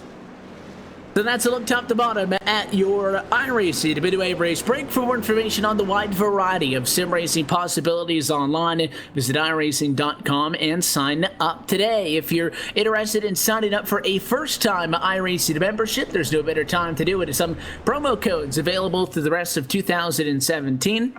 All you have to do is go to iRacing.com/World of Outlaws, and there's 2 different promo codes you can choose from. If you're not quite sure and just want to try iRacing out for 3 months, you can get a 3-month subscription for less than $5. Or if you're ready to get your sim racing career underway, you can get a 1-year membership for over 50% off the sticker price. Again, those are valid on new iRacing memberships only, and you can find more information at iRacing.com/World of Outlaws. The dirt racing, fantastic to check out here on iRacing, of course, Evan. Some of the most fantastic stuff they just brought recently with that update. Dirt racing, real dynamic dirt racing. iRacing have really brought their A game to that. And as far as sim racing goes, it's a first, and it's one of the most original firsts they've done. It is top notch. And if you tune in here regularly on iRacing Live, our friends at RaceSpot have coverage of dirt action on a week-in and week-out basis. So if you are interested in dirt racing in specific, and it's technically oval racing, circle tracks, Rachel, but I can't put it in the category of oval racing. iRacing is no longer road and oval. It's road, oval, and dirt. It's a completely different animal of its own. Completely is. It's not like asphalt dirt oval racing, which is one discipline. Dirt oval racing, completely different and requires different mentality. The whole track is just, the dynamic is fantastically different, and it produces some amazingly intense, breathtaking racing. Now, with all of that being said, I do love my Superspeedways, and we're going to get a restart coming up that 1 lap shy of the cross flags point. Again, 124 laps on the board here tonight from Daytona. Going to be halfway there as of this time by. Pace car going to dive down and away, and a field going to go in the hands of Gary Champion. He on some ice once again, going to make up the front row. To the outside, get a better start than last time. Green flag flies neck and neck to the line. Great start by the top 8 there, hooked together with the 18 and 54. Another fantastic start by the outside line, more than we've seen in a while. They've pulled a huge gap already on the 3 car back there in the 9th place. That is a massive jump as a caution will fly already, and we have more spinning cars. Welcome to tonight, as I think. Oh yes, Jorgenson Jr. once again involved, and correct me if I'm wrong, but this is him out of the 500, I think, at this stage. He got turned by the 64. Problems of being back in the pack, tipped around and into the outside barrier, hit hard by the 57. Jorgenson Jr. is out. He said the merchant just guessed wrong, saw cars diving, he went high, and Jorgenson was right smack dab in the middle of him. And Jorgenson had just come down pit road to get that quick repair. So now that this car is really torn up, there's nothing else he can do, and he just got hooked. The 64 Halinar on the bumper sent him up top. Again, you just get these guys offline with each other, and that's about the 4th time we've seen an incident like that happen. It's daylight conditions at Daytona, hot and slick. The cars don't like to stick onto the racetrack, and an unfortunate incident there for Jorgenson. If he can even get that car fixed at all, assuming there's an engine left in it to begin with, then he's not going to have much left. And I think that does it for him. It does. That car goes behind the wall. So it does a sad end to Jorgenson Jr.'s chances in this race, as unfortunately, that was a huge one again, and the 2nd time for Jorgenson Jr. Really unusual, as I never thought I'd ever see that happen, him out of the 500 this early on. It's going to be interesting to see what happens. Of course, Champion out front not pitting in, waiting for that pace car to catch them up, as he'll still be leading this one. Number of laps left for him, very good. And I think that's a perfect case study. That just goes to show you can go through Daytona 500 qualifying as we recreated here a couple of weeks ago, where we had rounds of qualifying and then the top 12 went out there reverse order, slowest to fastest, and Jorgenson got the pole. And you can go through all that effort, qualify on pole for this race, and end up junked by the halfway point. So qualifying is always important. You never want to intentionally start from the back, because you have to feel like it just makes things a little bit easier on you. But at the end of the day, can only do so much for you. It does not help you once the green flag flies. Yeah, certainly doesn't. And, well, this is going to be a difficult one for them, but I'm sure they'll get things organised once again and get up and running, but we'll see if we can get a green flag run out of this one. Again, people racing a little too early, a little too soon, a little too hard, which has been the story of this 500 so far, Evan. If anything, this has been marred by guys just pushing the button too soon.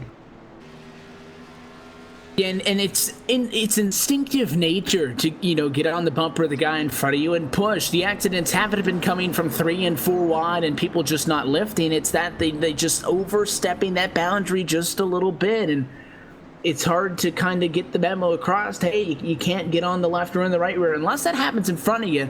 Then all these guys are doing is cars are getting loose. You really don't know what's causing it. So it's a challenge to kind of get that memo across. And you would think that in a perfect world, with each passing caution flag, then you would get the idea, okay, let's not do what happened the first time. The problem is, though, with each passing caution flag that comes out, there's less and less laps left in this race, and naturally, drivers are going to push harder to get more done because they're running out of time, and it's kind of a paradox that gets you stuck in this kind of a situation. Yeah, certainly is, of course, and well, this one will filter out eventually. We'll get ourselves back in the right running order. But it's definitely a tricky track to get right, and when you are pushing as hard as these guys do, mistakes often do happen. But on Survive's looking like he's actually heading down pit road this time by. Tactical trip to pit road for him, which actually will see him go right back in the pack, so perhaps not the best option, but a number of other cars heading down as well, but not all of the field, so we should see things really shake out. Seth the Merchant a lap down, coming off pit road now. Should filter out pretty well.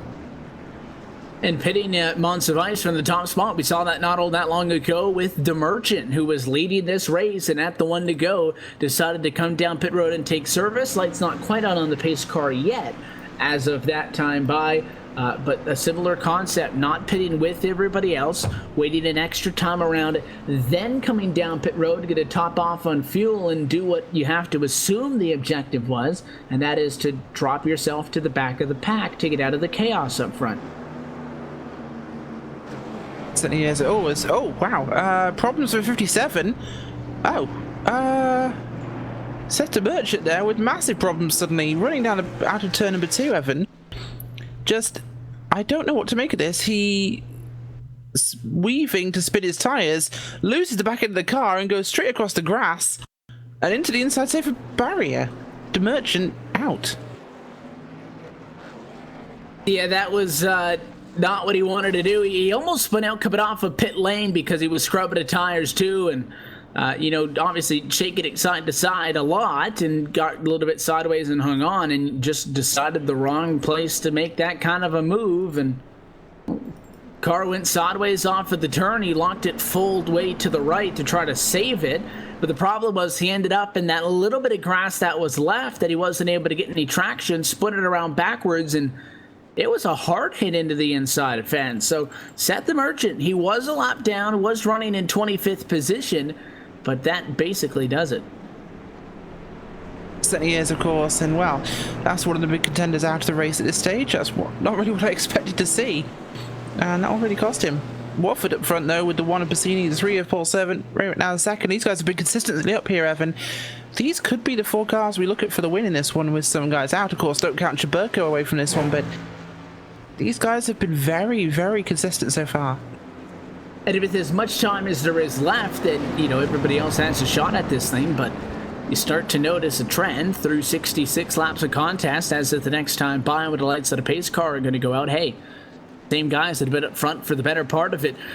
As less and less cars remain on the lead lap from incidents on track, and unfortunately for some under the caution flag, the chance continues to grow of running through to a cycle of green flag pit stops. We have seen drivers pit under green, but we haven't seen unified green flag pit stops because everybody is constantly on a different pit strategy. So we'll see what the 7 and the 1 can do on the front row, but I think that they want to maintain up front.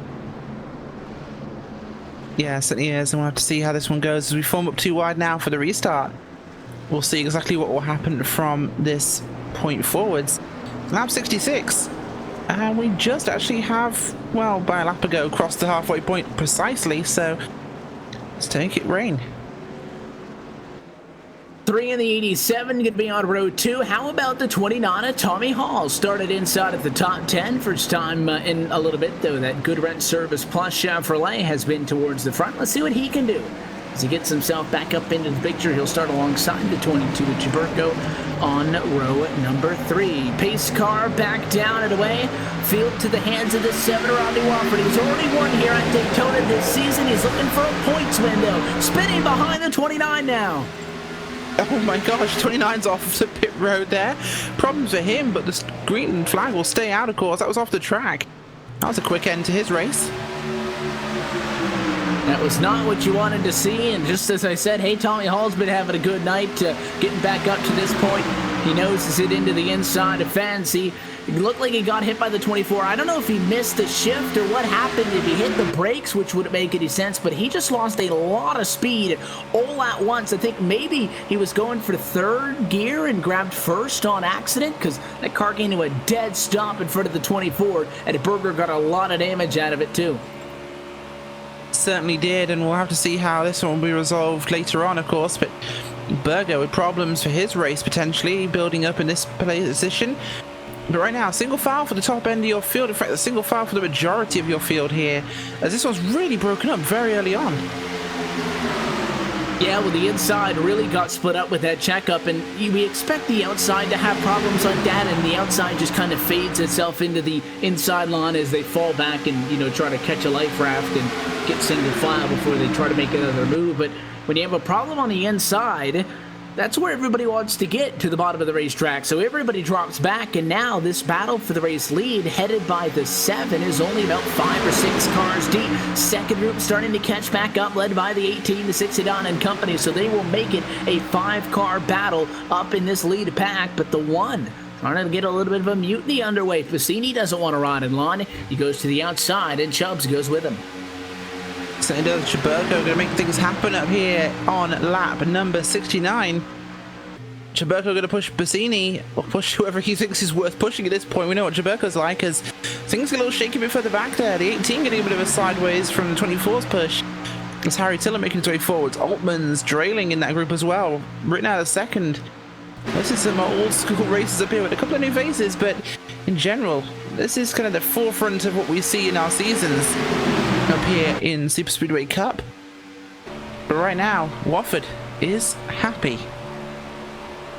And tonight is the start of a 19-race calendar year, 13 races of which are part of the regular season. The stages throughout the whole year are going to be the first 50 laps. We saw Brandon Chaburko take a stage win. Came out of pit road 4th after that. That's where he runs at the moment, in line between the 1 and the 87 machine. But here comes Tiller. Self-spin on the outside. Oh, the 22 going to come up. I was going to say that we saw the 69 spin on pit road. We've noted a couple of times he's had a good recovery. He's already also won a non-points race so far this season 2 weeks ago. Looking for a first official career win topside, but Chaburko not going to let him lead the charge up front.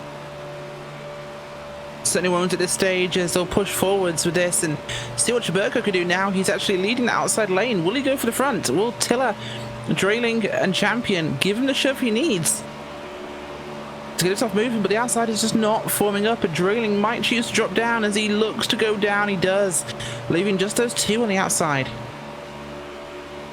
And the 06 can't commit, went to the bottom, and now he's going to go back to the outside. He wanted the 18 to go with him. I don't think he was going to commit, because he was kind of trying to show the 18, hey, I want to move up, kind of step up and get the idea across. Champion is not going to go with him, though, so now 3 drivers on the outside of the racetrack, 22, 69, and 06. Yeah, they certainly are, and they'll make this a little more difficult for them, as now the 22 gets a really good run here, makes his way forwards, and gets himself really pushed forward in this line, as now he has a chance to make this happen. But again, momentum's just not there. He's creeping forwards, Evan, but they just haven't got enough. Yeah, I think you need maybe 1 or 2 more cars in that, and this is not going to help if the 06 and the 18 go back to the bottom again. Dryerling continues to play hooky inside and out, but door banging for second. How about that? Servington Chaburko, gotta watch it. Chaburko in the 22 came down and got the 03, or just the 3 machine, and Servant didn't appreciate that, and he actually went back up to door Chaburko back. So that's sparring going on at 198 miles an hour. Certainly is there, and that will be a interesting one for them, as door banging at 190 is something you only ever see in NASCAR, really, up on these super speedway tracks. As I believe the second duel race last time out, we had door banging to the line actually in the first duel with Rod Flag, which was an incredible finish. It was a Phoenix finish as he do it again. Oh, and the 3 of 7 goes to the inside line. He will spin and he holds on to it. No, he loses the back end and goes around, but below the line. Chaburko heads to the lead with that run actually, but he has damage to his left front fender. He will struggle out front. You mess with the bull, you get the horns, and it's not like Chaburko hit him hard. They just barely got into each other. But again, when you're coming off the corner, that car unloads from being stuck to the racetrack on the banking, and Servant just got so loose, split it around, really nothing he could have done. Certainly not, and at that point in time, he was completely... it was, well, it's difficult for them to actually get that slap side by side without it resulting in something, but it was a big enough hit that it really impacted Chaburko's car. As right now, Tiller might be getting a good run on the outside with Drayling and Altman's. But you can see the damage on the left-hand side of Chaburko's machine, but he does it overweight, and the damage on the right side. Either the 22 has a fair bit of cosmetic damage. Tiller trying to make the outside work. Drayling there with him, but the 69 really lost a lot of speed, so he'll go right back down in line as the 06 now, who was so hesitant on committing to going to the outside, finally when he does, gets left there, and he'll drop back to about 7th spot here, which would be the tail end of the 7-car lead pack. Well, that's the thing. You don't provide a consistent push partner up on the outside lane when people want to go, and you come up there and you think about it, you give them a shove, and then you go, not going to happen, and drop back down again. When it's just you up there, they're like, well, he's dropped me so many times, why should I help him? And that's the masterful art of plate track racing. You can't win a race by yourself. You can't win a race when you're helping somebody else. You can be friendly with somebody, work with somebody to an extent. The 7 and the 1 have basically been attached to each other at the hip all night long, but come the last lap, I doubt that they would continue to not try to interfere with each other, and they'd probably split off and try to fight for the race win. So that question comes when we get inside of 10 to go, just how long do those loyalties continue to last? But still a plenty of distance away from there. In fact, inside now of 50 laps to go from Daytona, so slowly but surely creeping our way into the home stretch.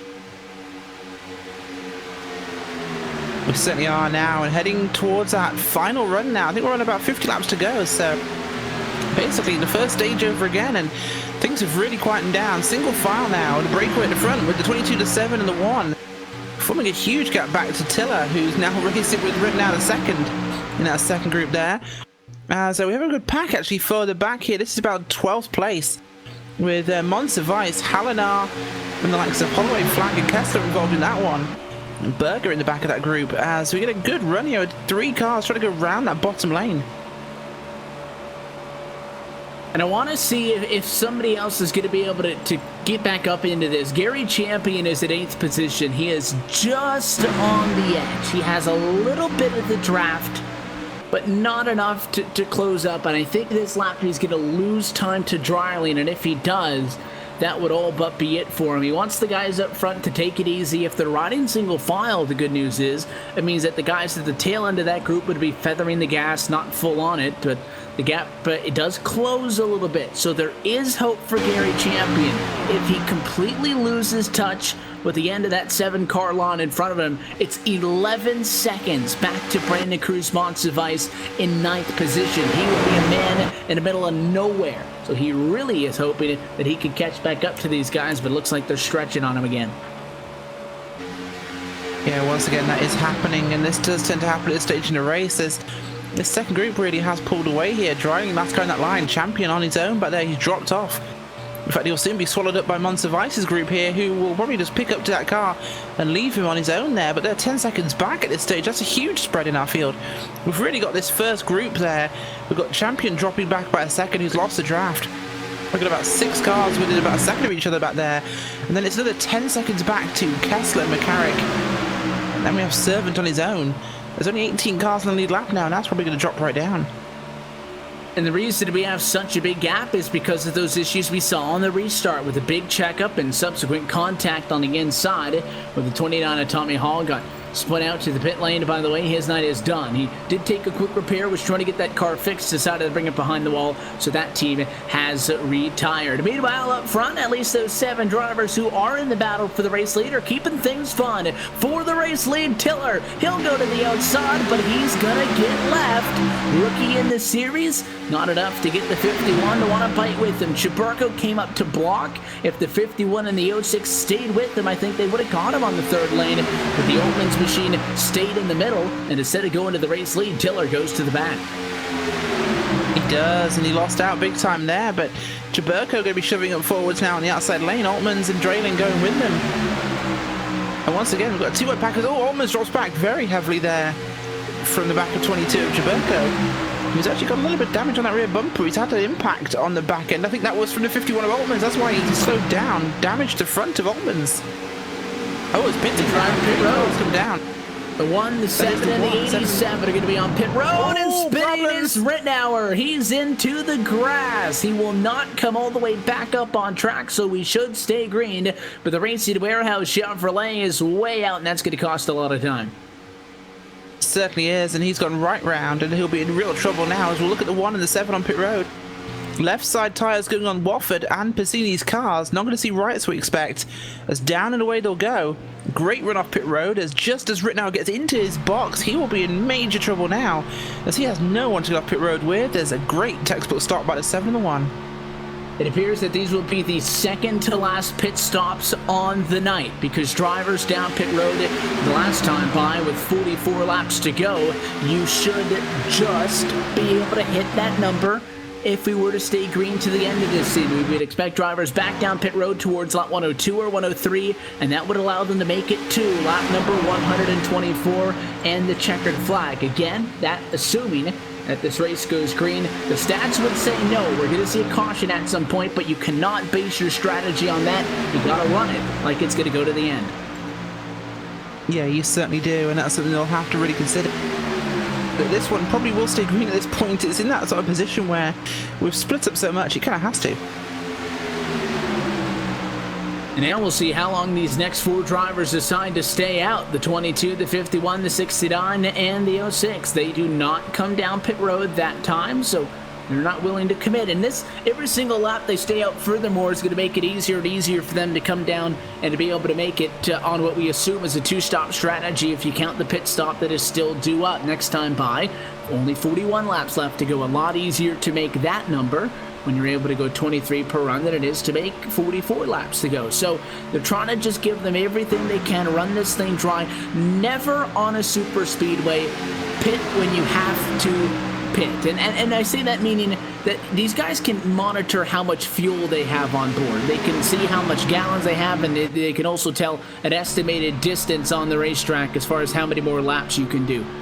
Never stay out until that number goes under 1 lap. Because if you get a caution down the back straightaway, Rachel, you can't pit, and then you might not have enough fuel to make it back around. So they may not push it those complete 23 laps. They might go 22 or so, just in case something like that were to happen. Yeah, certainly, and I think that's what we will really see in this sort of position, if people will wait that long for that reason, because they want to make sure they're in the safer side, because this matters. It's early in the season, so you can take a few risks, but you want to make sure you get some safe points in this race. Just trying to see with the 22 machine in particular who leads this group and would obviously be the first driver to bring everybody down pit road, just how long they have been out there. They're single file. It wouldn't be difficult for them to dive down to the pit lane if they were committed to making that move, but so far, not doing it. They're going to stay out front. The last time that the 22 of Brandon Chaburko was on pit road was under the caution flag at lap number 64. You can't go much more than 2 or 3 more laps. No, they really have to come down very soon because they are not going to last. As the cars that have yet to pit will still need to come back down now, and we'll see them in a position where they'll need to actually get this one done. As yeah, we are really running on that line, but I think 1 second actually, I'll just run over some numbers. I think think there's about 6 more laps for this second group here, led by Checkered, as I think they are almost in the region of having about 18 laps. So we'll see just how much further they can go, having to pitted now 22 laps to go, but having those caution flag laps to their benefit.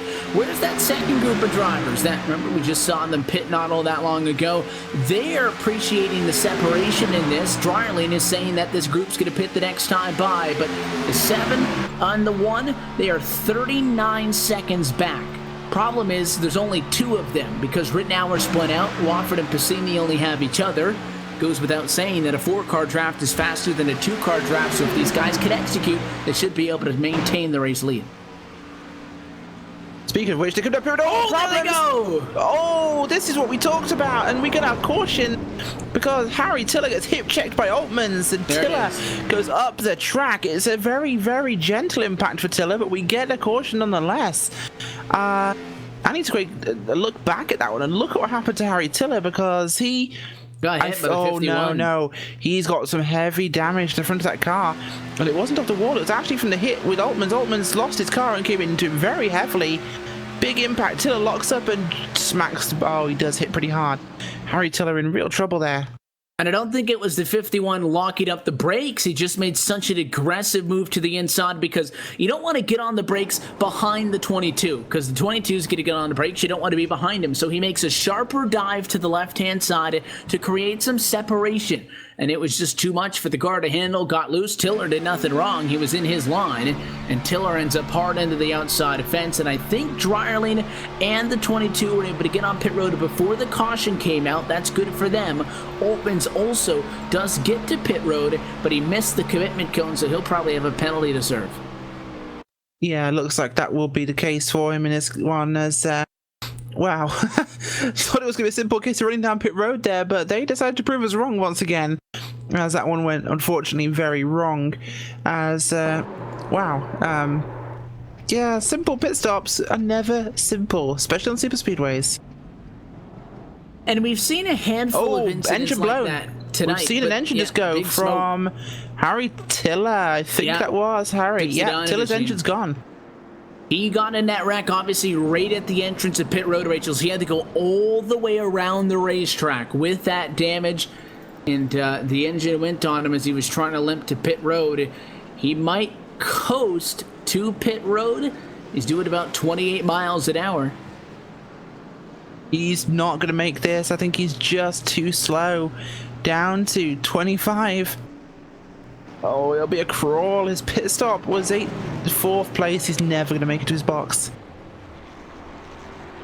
He qualified in 4th, yeah, so that's basically all the way down to the pit lane. To be to our race leaders on and off for the pit lane. These are drivers who had not gotten service done on the previous stint. Gary Champion, who assumed the race lead, is going to now end up front because of this caution. And this caution, I think, is going to take away any doubts we had about drivers being able to make it to the end, because we're well within a window that would let everybody be able to make it on one more stop. Yeah, we certainly are at this stage, and it's a position where we could see this one really evolve, but it's going to be a lot of time before we know how this one will sell out. And I think that right now it is going to be amongst the group who are constantly at the front of this race, the likes of Champion, the likes of course, Wofford, Piscini, Altmans. Although Altmans, without incident, might have some trouble. I don't know how many times his car's been damaged. Rittenauer second, also strong, and Checkered. Those are the guys I'm keeping my eye on. And it looks like we'll have about 14 drivers on the lead lap. As we get everything sorted back out, we'll take another opportunity to step aside and we'll go LSRTV non-stop so you don't miss a moment of the action. Gary Champion is going to assume the race lead from Daytona under the caution flag. It looks like with pit strategy, Tom Dryerling going to be scored a P1 this time by. You're watching LSRTV's coverage of the Superspeedway 500 on iRacing Live.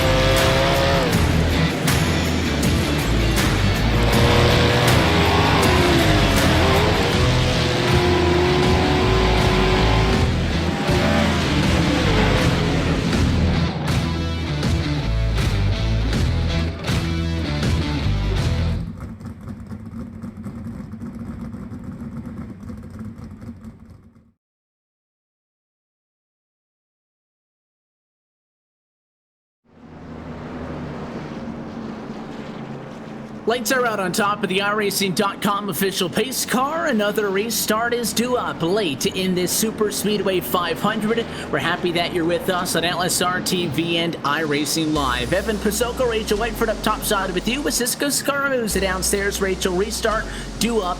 90 laps going to be complete. 34 laps to go, just outside of the fuel window as we get everybody doubled up and ready for it. Yeah, we certainly do, and that's going to make things a little bit more interesting at this stage of the race as we get ready. With only maybe 30 odd laps to go, Evan, at this stage, and despite the number of cautions, this has been a fairly quick race tonight. So, running into our last real portion of this race, we're still going to need another caution, but it'll be one more. Well, sorry, we need another pit stop, but it'll only be one. So, pace car down. No longer a 7-way battle for the race lead. 17 drivers doubled up on the lead lap and ready to go at it one more time at least. American Ethanol Queen flying in the outside, the place to be. Brendan Chaburko takes it at the start-finish line after he caught Dryerling sleeping on the inside. Yeah, he certainly did, and Chaburko will drop down in front of the 06 Dryerling as Dryerling nearly hits Mods of Ice, and the 18 wobbly on the yellow line there as we get back going again. That was very hairy as Chaburko getting a big push now from Dryerling. This is a bit more of a crazy start. The outside is enjoying this one not as much as the last because the inside actually got going on that last restart. Prior to this, the inside fell apart, and that's why we were so separated. If you were in an odd-numbered position, it was lucky for you because you essentially became the lead pack. So a little bit more back to normal on this one. Single filing down inside of the top 8 across the start-finish line. First driver to work the outside of the racetrack. Looks like it is Ray Rittenauer in that 87. He's somebody else who has had problems tonight on pit lane, at least trying to get to pit lane. He's done a good job of getting back from those mistakes and getting back inside the top 10. He has indeed, but well, right now the positioning has been earned in a very hard way, but we have 16 cars in lead lap now. Our field's really slimming down. Harry Tiller, I believe, is one lap down, but he's back out with a backup machine on the track, so he will be okay for this one, working right there with a 98 car of Andy Kessler, as it's largely single file apart from just a little bit further forwards in this group where we have Jason Altman and Ron Evans, and the 24 working at high side with Altman's going to try and make their way forwards. If you're somebody who has decided to take the strategy game of hanging back, I think now's the time you have to get yourself into the picture. So for somebody like a Mr. Andy Kessler and that Chef Andy's Ford, you got to make that step up to the front, but he's stuck in a secondary group that's about a second and a half off of the race leaders. You don't want to get caught in that separation, and unfortunately for him, looks like that he's going to be a little bit too far back to be able to challenge for a top 10 spot at the moment. Rittenauer no longer leads the outside of the racetrack because he dived down to the bottom. Now it's the 10, now it's the 26. So Flag and Holloway gonna make a move to the outside, and they've got the numbers now to make a push. Yeah, they certainly do, and they're gonna do just that at this moment in time as wow, Dryerling pulls out to try and get a position in front of the 26 car as a swarm happens behind Chaburko. No one can decide where they want to go, but the 10, the 7, and 24 have arrived, and Chaburko pulls up to block the 06, can't quite make it stick, and drops back down again. Dryerling in the 06 has been up front just as much in this race as Chaburko and some of these other names have, and Wofford and such, but the 06 never seems to get that crack at the race lead. He needs a little bit of luck and a little bit of help. Tight squeeze that time as Champion tried to force his way up. Now Chaburko to the block. The 06, and he comes down. Not clear. Chaburko into the grass. He'll come back up on track, wrecking his Gary Champion. Chaburko also, I think, might wreck at this point, but he holds it off. He holds on the grass. He's going to come up the track now. Chaburko can't stop himself as he just does. Oh my gosh, that was the closest to disaster I've ever seen from Brandon Chaburko. But he just survives that one and stays running. He's right down the order behind the 10. As he has lost so much time there, doing 150 miles an hour. I can't believe that wasn't a caution. My gosh. It was hard to tell if Chaburko got back up on track and was loose and spun down to the inside just because of that, or if Monsivice actually tagged him. But Chaburko, after appearing to recover, did end up back down in the grass, and that was a 2-car incident. No caution comes out, so we are going to stay under green flag conditions. New race leader in all of that is Daniel Holloway in the number 26 Chevrolet. It really is, and Holloway in a great position there. Wofford and Dreiling took advantage. Wofford took advantage. Monsivice up at the front as well. Incredible for him as Wofford really pushed sideways. Altman's pushing his way up as well. People taking advantage of this now. Well, that completely, once again, shuffles up the running order. Now, gold of the names that we've been talking about have almost fallen to the wayside. You've still got the Dreilings, you've still got the Woffords and the Altmans and Rittenauer, but Monsivice is in this, Holloway is in this, Corey Henry is back up here, Larry Camp, Remote Evans, and Andy Kessler are the top 11. The lead pack goes all the way only through the top 8, though. Looks like Camp is falling off for the back end of Berger, so it'll be an 8-car lead pack, single file line at a turn 2. Yeah, it is at this stage, and wow, this has definitely stepped up the game at this point in time, as things have gotten very busy for these lead groups here, and it's really changed the dynamic of the race. As, yeah, the 26 and the 6 now, 06 running for the lead, with Monsivice actually in a fantastic spot, with Altman's up there in 3rd and 4th. Rittenauer second, though, back in a contending spot. As, also the 12, here comes Corey Henry, out of nowhere. Yeah, and just like that, we went from everybody looking to be content, single file, to 2x2 basically all the way through this thing. Something else to note about that 06 of Dreiling, he is one of our eligible drivers for the I-5 bonus. Something else making its return for the Season 15 Championship of the Superspeedway Cup Series. For those who may not be familiar with it from a couple of years ago, you win the race, you get $5. And if one of the eligible I-5 driver bonus drivers takes the win, they'll get the $5. If they don't, another $5 will be added to the purse for the next week until an I-5 bonus driver takes a win. So Seth the Merchant, Tom Dreiling, Andrew Berger, Scott Warren, and Michael Cozy Jr. with the eligible drivers into tonight. The 06 machine, only one of those names up front. Yeah, he really is, and this pack's formed up at the front in quite a really cool way right now. Nearly on to lap 100 next time by, and it'll be 24 to go. But look at this, 2 wide racing up here on lap 99. The race is far from over. Yeah, 25 laps to go. As of the next time around, we still have a pit stop to complete. We're not even inside of the pit window yet to this moment. Challenge for the race lead. 06 Dreiling got up there on the outside, but again, he loses the support in the corner, and it's not a bad move by the 12 of Corey Henry to not push through the corner. We've seen that take out about 6 or so race cars so far to this point, but the inside dives down into the corner, where the guys at the outside almost have to climb 3 stories of 30-degree banking, and it just takes away momentum on the outside, and that's why the inside tends to be the place to be. Certainly does seem that way. 3 wide past the 1 of Passini, who's actually going to go, I think, a lap down at this point. He is a lap down. He jots back in order. In fact, no momentum to keep up with his group here, as they'll go straight past him, but he might be able to latch on the back just about. That second group and ninth on the back has formed up in a 3-way battle. So Remote Evans is 9th, Andy Kessler is 10th, and Larry Camp is 11th. They're over 4.5 seconds off of up front. They are the second group. They need all but a caution flag, I think, if they would want to get back in this city. Here comes Dreiling, though, for the race lead. The 06 Chevrolet, no, just about a foot shy of getting clear. Yeah, so close, so close there, but not quite enough at the moment for him, as things will really get busy up there in the group as they try and find a way into this one.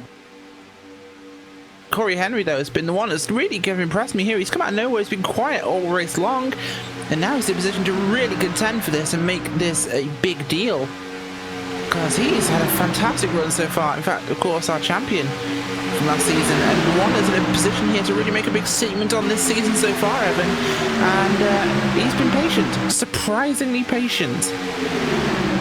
And slowly but surely, I think we're going to get into the position where it's understandable that patience will wear thin. But as long as you have a pit stop between you and the end of the race, I don't think you can flip that switch and go for it yet. You still need to pit at any point inside of 23 laps to go, because that's the max you can do on fuel. This time by 23 laps to go. Does somebody want to pit right away, or will we see these drivers run out what they have on board? Trialing again, trying to get clear, and again, just shy. Oh, and contact on the front row. Oh, he's out of shape. He's in the fence. Yes. Wow. But he holds it straight. No, crashing on the inside. And that's involving the 24 Berger and the 61, a lap down car. As Dreiling was put up there in the wall. We'll get the replay here for you. It was Henry just hooked his bumper and slid him up into the wall. Amazing props there to the 06 of Dreiling for holding that against the outside wall. He really held it high and prevented a major accident. But no caution, of course. It's 3 wide, or was 3 wide there for your lead group, as spread even further out now. Berger spun, Thiel spun, so those drivers have the ability, and there it is. Caution flag is going to come out. The caution was not automatically triggered by the sim, but if there is a 3-car incident or more accident, that means that the caution flag can come from the tower. So yellow flag will fly coming to 22 laps to go, and that will check things up. And I mean, Dreiling's car is not destroyed, but he's got a lot of damage, and that's pretty heartbreaking.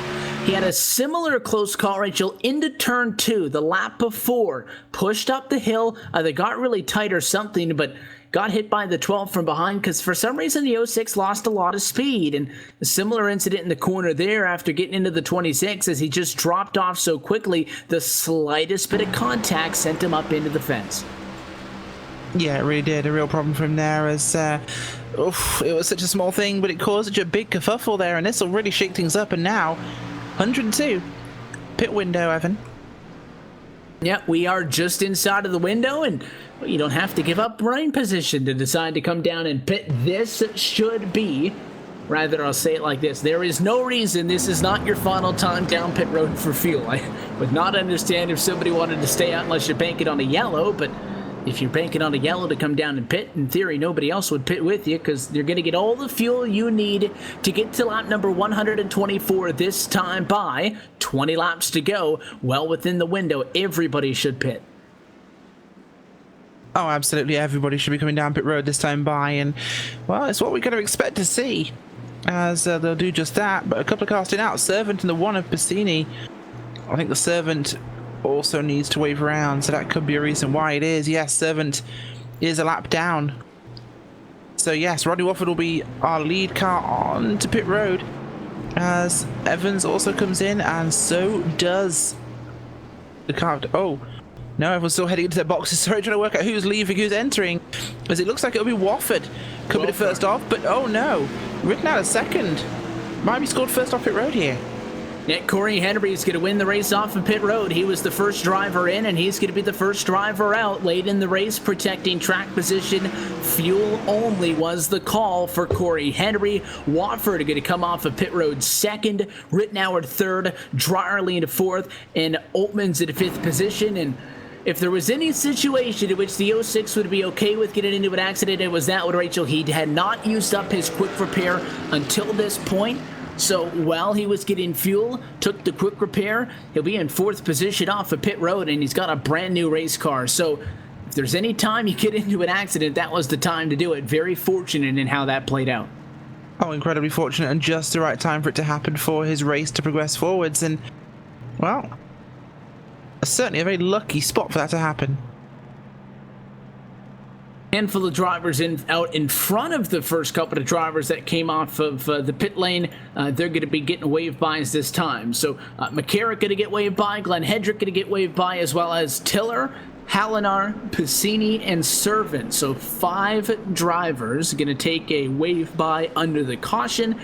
It'll put us to a total of 19 cars on the lead lap for the next restart. Inside of 20 laps to go, another reminder that coverage of tonight's Superspeedway Cup Series is brought to you by Joel Real Timing, the official timing software of LSRTV. If you spend your time in the sim behind the wheel from on top of the pit box or the spotter stand, JRT has got something for you as your go-to iRacing scoring and timing analytics software. You could get a basic download, or if you want, and as we would recommend, get the pro version by logging on to www.joel-real-timing.com, the official timing software of LSRTV. So that point of no return, that time at which we're in the home stretch where you can flip the switch and go, that we've been talking about so much for the last 2 hours or so, we have now reached that point, Rachel. Inside of 20 laps to go, inside of the fuel window, it's fair game now. Yeah, it certainly is, and we are in that position now to really take this one forwards, and hopefully we'll see just that. But it's going to be very, very busy for this race to see exactly what this will do for the positions. Everyone's pitted now that needs to pit. This is a straight run. If we get no cautions now, we go to the end of this race. I don't think we're making it there. We're definitely having another caution at this point, because this isn't done. This has been one hell of a Superspeedway Cup 500 so far, Evan. The finale, someone tells me it's going to be big. I would argue that we're just getting started. For the drivers who are wrecked out of this race, they're not a part of it. If you got damage, that doesn't matter. If you got a clean car, congratulations. But the 107 laps or so that'll be complete when we get the green flag, none of that matters now. It's a completely new race. It's no longer the longest race on the season. You have a 17 lap maybe to go shootout to the end. That's all that matters. That's all that this thing's going to be considered from this point on out. Yeah, very much is, and that will be what we'll factor into this once we cycle through, once we get these things dealt with. Yeah, that's not a long way.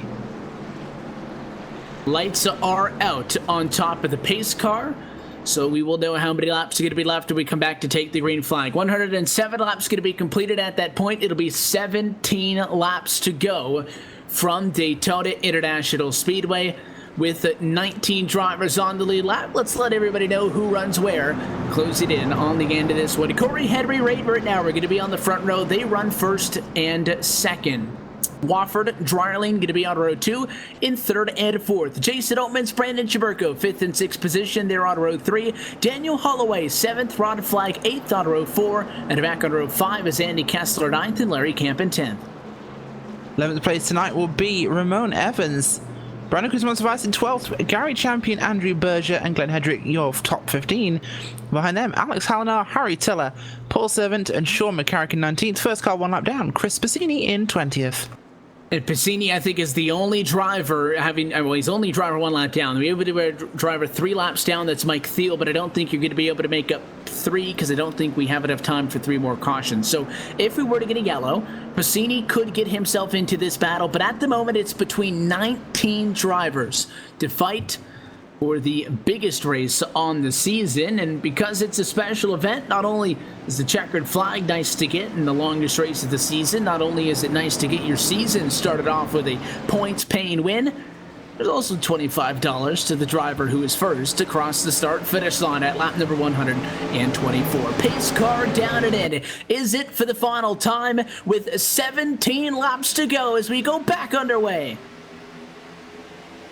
Good start by the outside line again. Rittenhouse second with that good launch off the start. Brings Dryling in 26 with him of Daniel Holloway. A little bit more shaken up further back, but the top 5-6 cars, they're getting a great breakaway, Evan.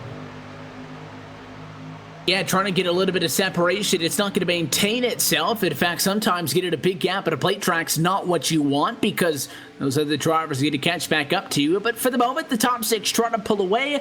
5 of which are on the inside. The 51 just teasing the outside, but there's no support there for Altman, so he'll drop down to the inside, and so does the 87 Rittenauer. That's the challenges. Starting on the outside of the front row. He started second. He will be 6th, but the time they come by this time. Certainly will be, and that's going to be what really kind of puts him in a position of difficulty at this race. He's going to have to work a little bit harder now. With no structure on the outside, it will take a real bravery at this stage of the race to go out there and make it happen. And it's funny, late in these races, that we see single file racing because now everybody cares about what move they make. There is no go to the outside. If it works, it works. If it doesn't, it doesn't. If you drop back to 20th place after going to the outside now, basically it cost you a shot at it. Here comes the outside, led by Larry Camp, who before the yellow was 5 seconds off of the top of the pack and had no hope of challenging for the race lead unless he got a caution. Well, that fell into his favor. 7th on the outside, trying to get up to 6th. Can he continue to lead the charge into turn 4? We'll have to see if he can keep it going at this point, actually, because right now it is getting very busy back at the rear end of this lead group here. We've got some two-wide charging going on the outside lane, led by the 33 car of Larry Camp, the 18 champion, the 64 and the 69 are going to work their way forwards. This could be the train someone like Checkered will buy into. Still 2x2 throughout the pack. Here they come for the race lead. Altman's to the outside. Big push down the Daytona super stretch. Is it going to be enough for the Best Buy Ford Fusion? Yes, it is. Jason Altman's new race leader. 14 to go this time. And that's it. Checkered came out to play as Altman's will be on the inside here. Will he stay there for long? That's going to be a question we ask, but going to keep an eye on Corey Henry down low on second place in the inside lane. And Checkered gets a launch there as he head towards turn number 1. Will he be clear? You know, the second he's clear, he is dropping down, and he does just what I say. Checkered is nothing but predictable, even in his unpredictability, as he will come down there and make his presence known. Now he gets to control this race, and we know if anyone can run up front to control things, it's Checkered, but his kryptonite, well, that's the car passing him on the outside. Wow, 51 in the 06 just blew his doors off. So right back to the race lead is Jason Altman's just as quickly as it got snatched away. And now Dryerling going to have an opportunity to try to get up there. He's got no help though. The 33 came too far off of the back bumper. So after getting the race lead, having it taken away from him, he gets it back. And Altman's actually first time gets to lead that lap because Checkered technically led the last time by the start-finish line. So Altman's gets the top position back. The outside stalls out a little bit. They'll be back, but they need a couple of cars to group back up, and that'll take a lap or two. Yeah, it certainly will take a lap or two at this stage, but they're going to have to be calm and patient with this one and just do what they have to do, because anything more is going to be pushing things a little too far, and they just want to stay safe at this stage.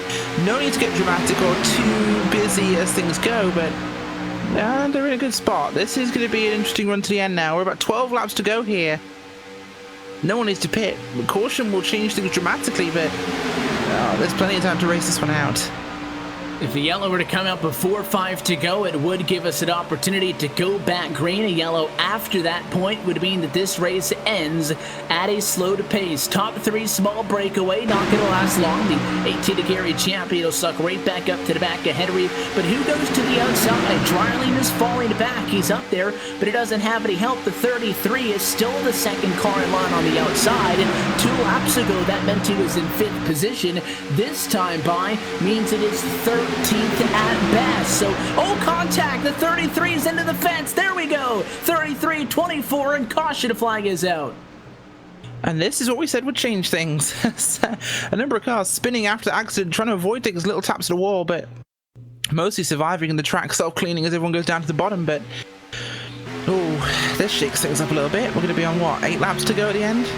It'll be inside of that window. Problems on this one with Andy Kessler. He was following the 10 machine into the corner, and when you're so tight on somebody's bumper, you can't really see anything around you. So he follows the 10 into the corner, and flag got a little bit close. Got left side tires on the double yellow, pulled it up quickly. Kessler, though, didn't recognize that quick enough. Got basically almost all 4 tires on that yellow line, and it upset the car, and he walked it up the hill and unfortunately tagged the 33. They ended up wrecking behind Tim, and that is what causes the caution flag to check things up. So Altman's to maintain the top spot. As we noted, there is no reason for somebody to come down to the pit lane this time unless it is obviously to get some sort of damage repaired. And something else that we were talking about when we ran you through the 19 drivers who were on the lead lap on that last restart is 1 lap down Chris Piscini now. Going to get away by under this yellow by being the lucky dog, and he'll be able to be a part of the battle to the end of this thing. Yeah, he said it will be, and that will make things very interesting with Piscini up in there. We know he's a very strong contender when it gets into this sort of stage of a race, so he'll be one to keep an eye on. Just trying to see how many drivers who were involved in that one are actually going to fall off of the lead lap as everybody cycles by the pit lane. Looks like Chris Bassini still out down waiting for the wave by, but Larry Camp is going to lose the lead lap in this lane. So is Andrew Berger. All of the drivers, though, did come down pit road. Harry Tiller is pitting from 15th position. So is Paul Servant from 14th. Alex Hallinar from 17th. Andy Kessler from 13th. Ramon Evans from 16th. So a handful of drivers on the lead lap, but from outside of the top 10 do pit. Nobody up front, though, does come down. No, all the front runners will definitely stay out of the track for now, and this will be interesting. They know they don't need to, so they're in a great position to do that. I'd say track position now pays more than fresh fuel or tires. Some of the drivers who pitted, I actually think that most of the drivers who pitted that were not involved in the accident had a little bit of damage to get fixed up, and Daytona is the one track where you do get a good opportunity to sit on the pit lane and get any damage repaired, cleaned up. It takes just shy of 2 laps under the caution flag to get around here when we're doing only 80 miles an hour. So you can come down to the pit lane for about 1 minute and 30 seconds, then get back out there, catch back up to the field, come back down, and you can get up to 4 minutes of quick repairs, damage repaired as you're under the caution flag, and that may be the objective for somebody back there. What we always say about these plate track races and late race restarts is that if you're on the lead lap, you've got a shot. Now, realistically, if you're in the top 10, you've got a good shot. If you're in the top 5, you're in the immediate battle for the race win. So what I'm saying is it's difficult for Chris Bassini, who's just going to get waved by to come back to the lead lap this lap to win this race, because he's going to restart in about 17th position. Not impossible, just improbable. And that is the reason why when you have late race restarts, it's so difficult to keep the cars going in a straight line to get to that last lap, because you've got so many drivers scrapping, thinking that this is their last chance. They've got to do it now or it's never going to happen. And oftentimes the wrecks come from behind the leaders in these late race scenarios. Yeah, they always seem to do just that, and this is that sort of position where it will come behind them. I think it'll be people trying to get up towards the front that will cause this one, but the guys at the front, they're not beyond getting a bit of their elbows out, but they're also fairly clean drivers in general. Chaburko discounted. We're going to be just outside of the window of this being the final restart, I believe. Next time by, I'm going to be 8 laps to go. If lights go out on top of the pace car, then we'll go green to take lap 118, and it'll be about 7 to go or so, 6 laps to go, coming to the end of this race. That's still outside of that window where if we get a quick caution, say on the first lap off of the restart, something we saw twice earlier tonight at the very start of this race to note, then we would get another opportunity to go 2 laps or a 1-lap shootout to the end. But again, it's so important to remember, we were so adamant about if you can get fuel at that 20 lap to go caution, you're going to be good to the end, because in the iRacing service, for those who may not be familiar, you don't have to plan for a green-white checker scenario. You don't have to plan for any sort of overtime. This race is 124 laps, not one more and not one less. So if we get a yellow with less than 5 laps left to go, there's not enough time to complete a cycle of caution flying, which is grouping up to the pace car, then opening pit road for lead lap cars, opening pit road for lap down cars the next lap, waving drivers around, doubling up and going green. There's just not enough time. We would pace to the end of this race, and that happens about maybe 4 times out of 10, maybe closer to 50% at the time. So as the lights go out on top of the pace car, keep in mind, this is not guaranteed to be the final restart. Certainly not at this stage, and that's something we'll definitely have to wait for and see how this one progresses. But yeah, not done. And yeah, the restart. Anything that happens now, we're going to be on lap 118 when this goes back. That's 6 laps. We have a 2-lap grace to get a restart, Evan. 2 laps. It's not a lot to that buffer point, and we've seen restarts tonight in which the inside lane has had cars in the grass and check it up and cars wrecking. We've seen restarts tonight with the outside. That's Midway the problems are. You get a 50-50 shot. Which lane are you going to want to be in? Obviously, the inside is the place that's preferred. Nothing says the inside can't have a bad restart. Also, keep an eye on Chaburko. The 51 is our race leader. and he is technically the control car, but unlike in series like the RSR Full Throttle Cup Series, there is no advantage to being the control car other than being on the inside. You're not allowed to go before the green flag comes out, unlike many of the iRacing series on non-plate tracks where you can go between when the pace car hits pit road and the green flag comes out. You go on green. Gilberto, despite having restarted second a couple of times tonight, has technically won restarts by being the first car to the start-finish line, so the 51 can't go to sleep on him. No, certainly can't, and we'll have to wait to see if that one will be a factor in this, but the restart will happen this time by. It's time to go. Pace car down and in. Is it going to be for the final time tonight? 117 laps complete and only 7 laps to go in the Superspeedway 500. Certainly is, and it's a reasonable start by the outside. Not the best. Gilberto and the 18 of Gary Champion. The only cars that really hooked up that front 5. Big jump by Jason Altman. The 18 drops down. Gilberto in a bad spot there, but he's got Rick out a second now coming up behind him with a good head of steam from 4 cars on the outside who are not going to back down at this stage. We've got Dryling, we've got Monster Vibes, we've got Servant, and we've got Passini. Passini back up here as well. They're going to go round Gilberto 3 wide already. Gilberto tried to get in between the 7 and the 18 and the 06 Dryling. That's the second time tonight he's done that. Slow car in the middle. Rittenauer went to the 3rd lane, and the second time tonight, instead of going to that 3rd lane, Dryling decided to stick with the middle. Battle for the race lead. Opens blocks high. He blocks low. The 12 of Corey Henry tried to get around him, couldn't do it. And Brandon Gilberto, after looking like he was going to have to settle in line, single file in 5th, is now back up there in 2nd.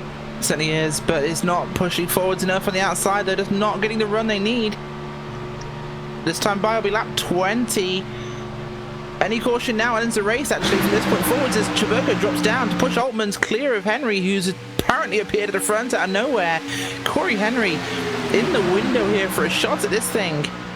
On the 12 is slow, you got to be careful pushing in the corner. Oh, up he comes. Gilberto dives up in front of Henry with next to no room at all.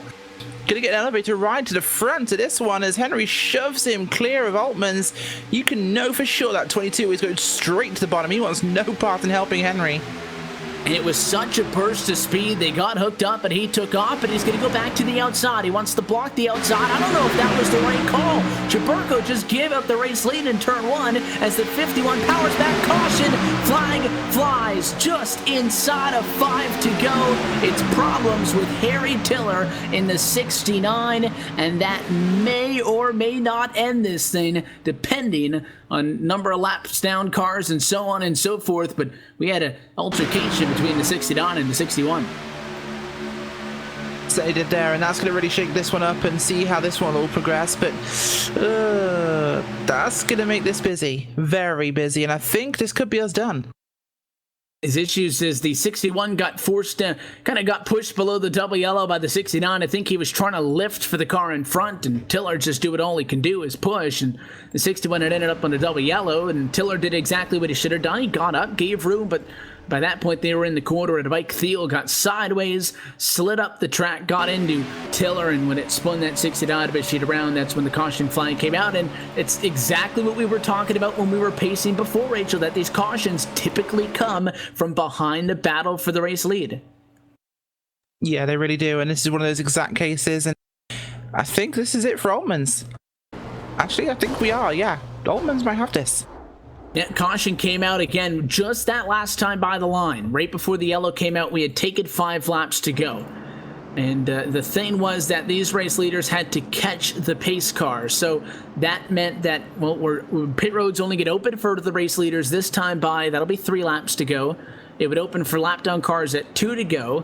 So I think 1 lap, 1 lap, but I guess not enough to be able to get a shootout in this race. Again, won't know for sure until we get to the 2 lap to go marker, and if the lights go out on top of the pace car at that point, then we will have a 1 lap shootout, but it's looking like it's probably going to end under the yellow. And well, for Brandon Gilberto in a position to win this race, Rachel, with a beautiful move to the outside. He got pushed up front. He took the defensive line, gave up the bottom, moved to the top, figuring that a run would come from the outside. And he wouldn't have been in a bad position if we will still had 4 laps to go, because he would have been leading the outside, and that's a pretty good place to be in. But just by rotten luck for the 22, as soon as he moves up, Alman takes the lead back, and almost immediately after that, the yellow flag came out. Certainly has, and that's definitely going to change this as well. It's done. Jason Altman's held out long enough against Brandon Jaburko, who was a real threat there at the end, but wow, that was a fantastic run from him. He's definitely earned what he's gotten with this one. And wow, fantastic start to the season there for Jason Altman's.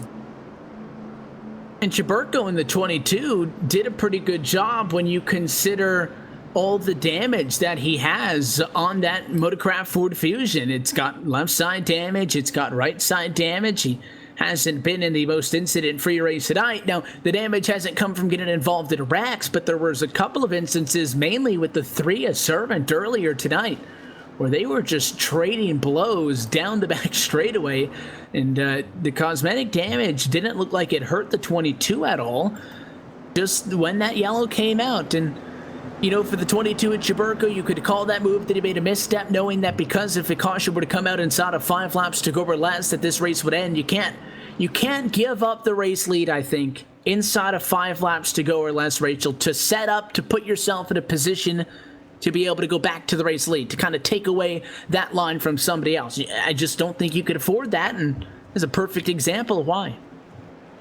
Yeah, absolutely, and it's in exactly that position now we find ourselves, and when time's running out, you've just got to do what you have to do, and you have to defend when you have to, and this is what we saw.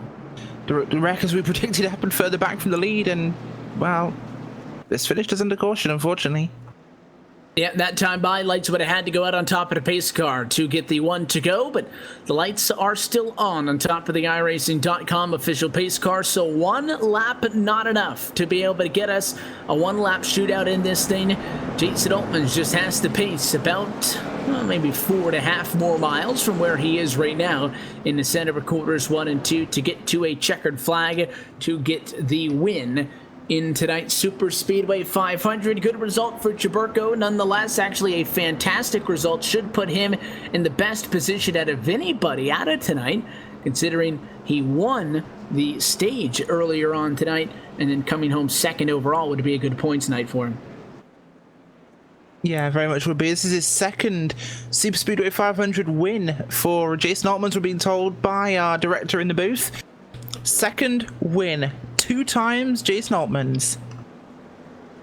And I've always told him that he has better luck when he's in his Geek Squad car, and he's got the Best Buy Ford colors on tonight, so that can kind of put that to rest if he's able to hang on to get the win in this thing. Second time that he would be a winner in this, the biggest race on the Superspeedway Cup Series calendar. And for the driver of the number 51 machine, it would be, I believe, a 9th career win for him. First win, though, in quite some time. He won towards the end of last season at Daytona, so it hasn't been all that long for him. There's definitely a lot of drivers who have a lot more of a winless streak for him, but as he collects the white flag, win number 9 for him would tie him with the likes of Josh Ball on the all-times wins list, would put him about 5th or so total and overall in that category. Yeah, really would. And wow, this is going to definitely be a great start to this season. I mean, this is definitely a statement he's put down now. He's willing to win. He's willing to fight for that win. And as we mentioned, as we were just told again, details-wise, first win since, I believe, May at Daytona for Jason Altman. So, yeah, coming back strong. And then it's the first official full points race on the season. There were points on the line in the duels as of a week ago, but it goes without saying, but we'll say it anyways. It'd be his first win on the season. Not that bad. Very much will be. And as we said, that's him locked in now for the chase. So he'll pace down the back straightaway, and it looks like that he's going to be able to safely bring it home in this one. Started all the way back in 32nd position.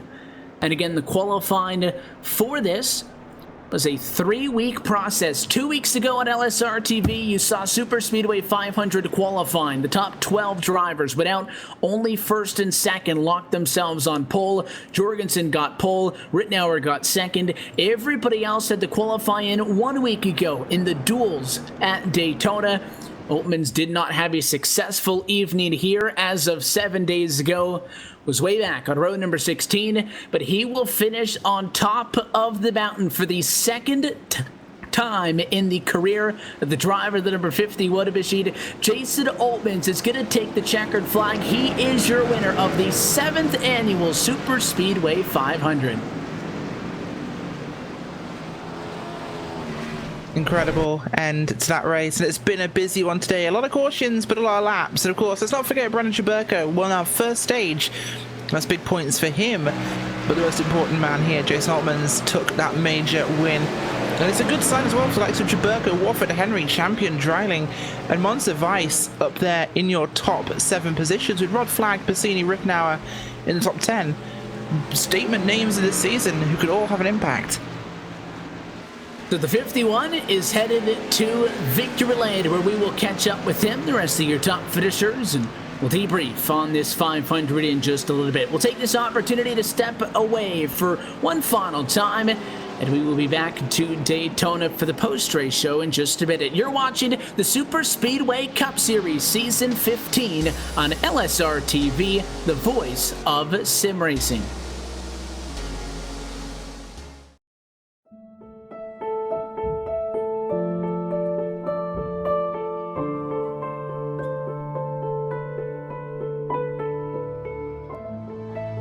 When I sat in the car, you always wonder, what's it going to feel like? You know, it was my first time driving a mid-engine GT car. You know, my thoughts were, wow, this is really good for our first time in a car. I was really surprised by, you're sitting low, you got the A-pillars at steep angles, the windshield's at steep angles, you can see the fender flares. I think we have a chance to win. Everything's got to go right, but I think we have a car that can win the race or be on the podium. But can you imagine how cool that would be to go back 50 years later to the year and do it?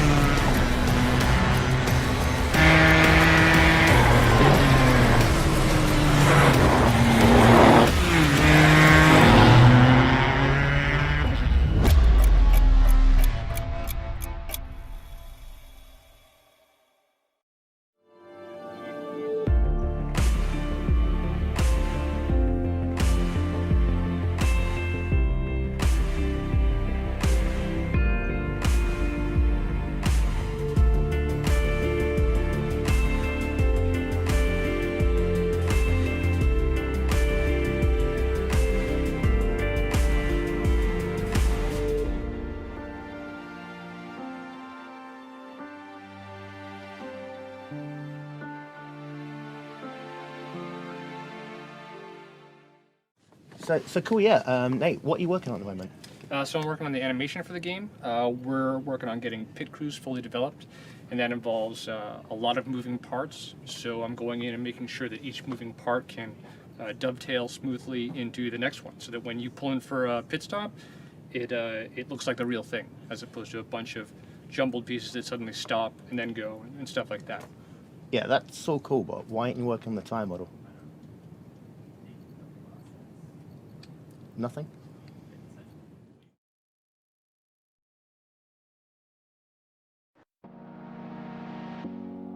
We're back live from the Daytona International Speedway following the season opener of this 15th season of Superspeedway Cup Series action.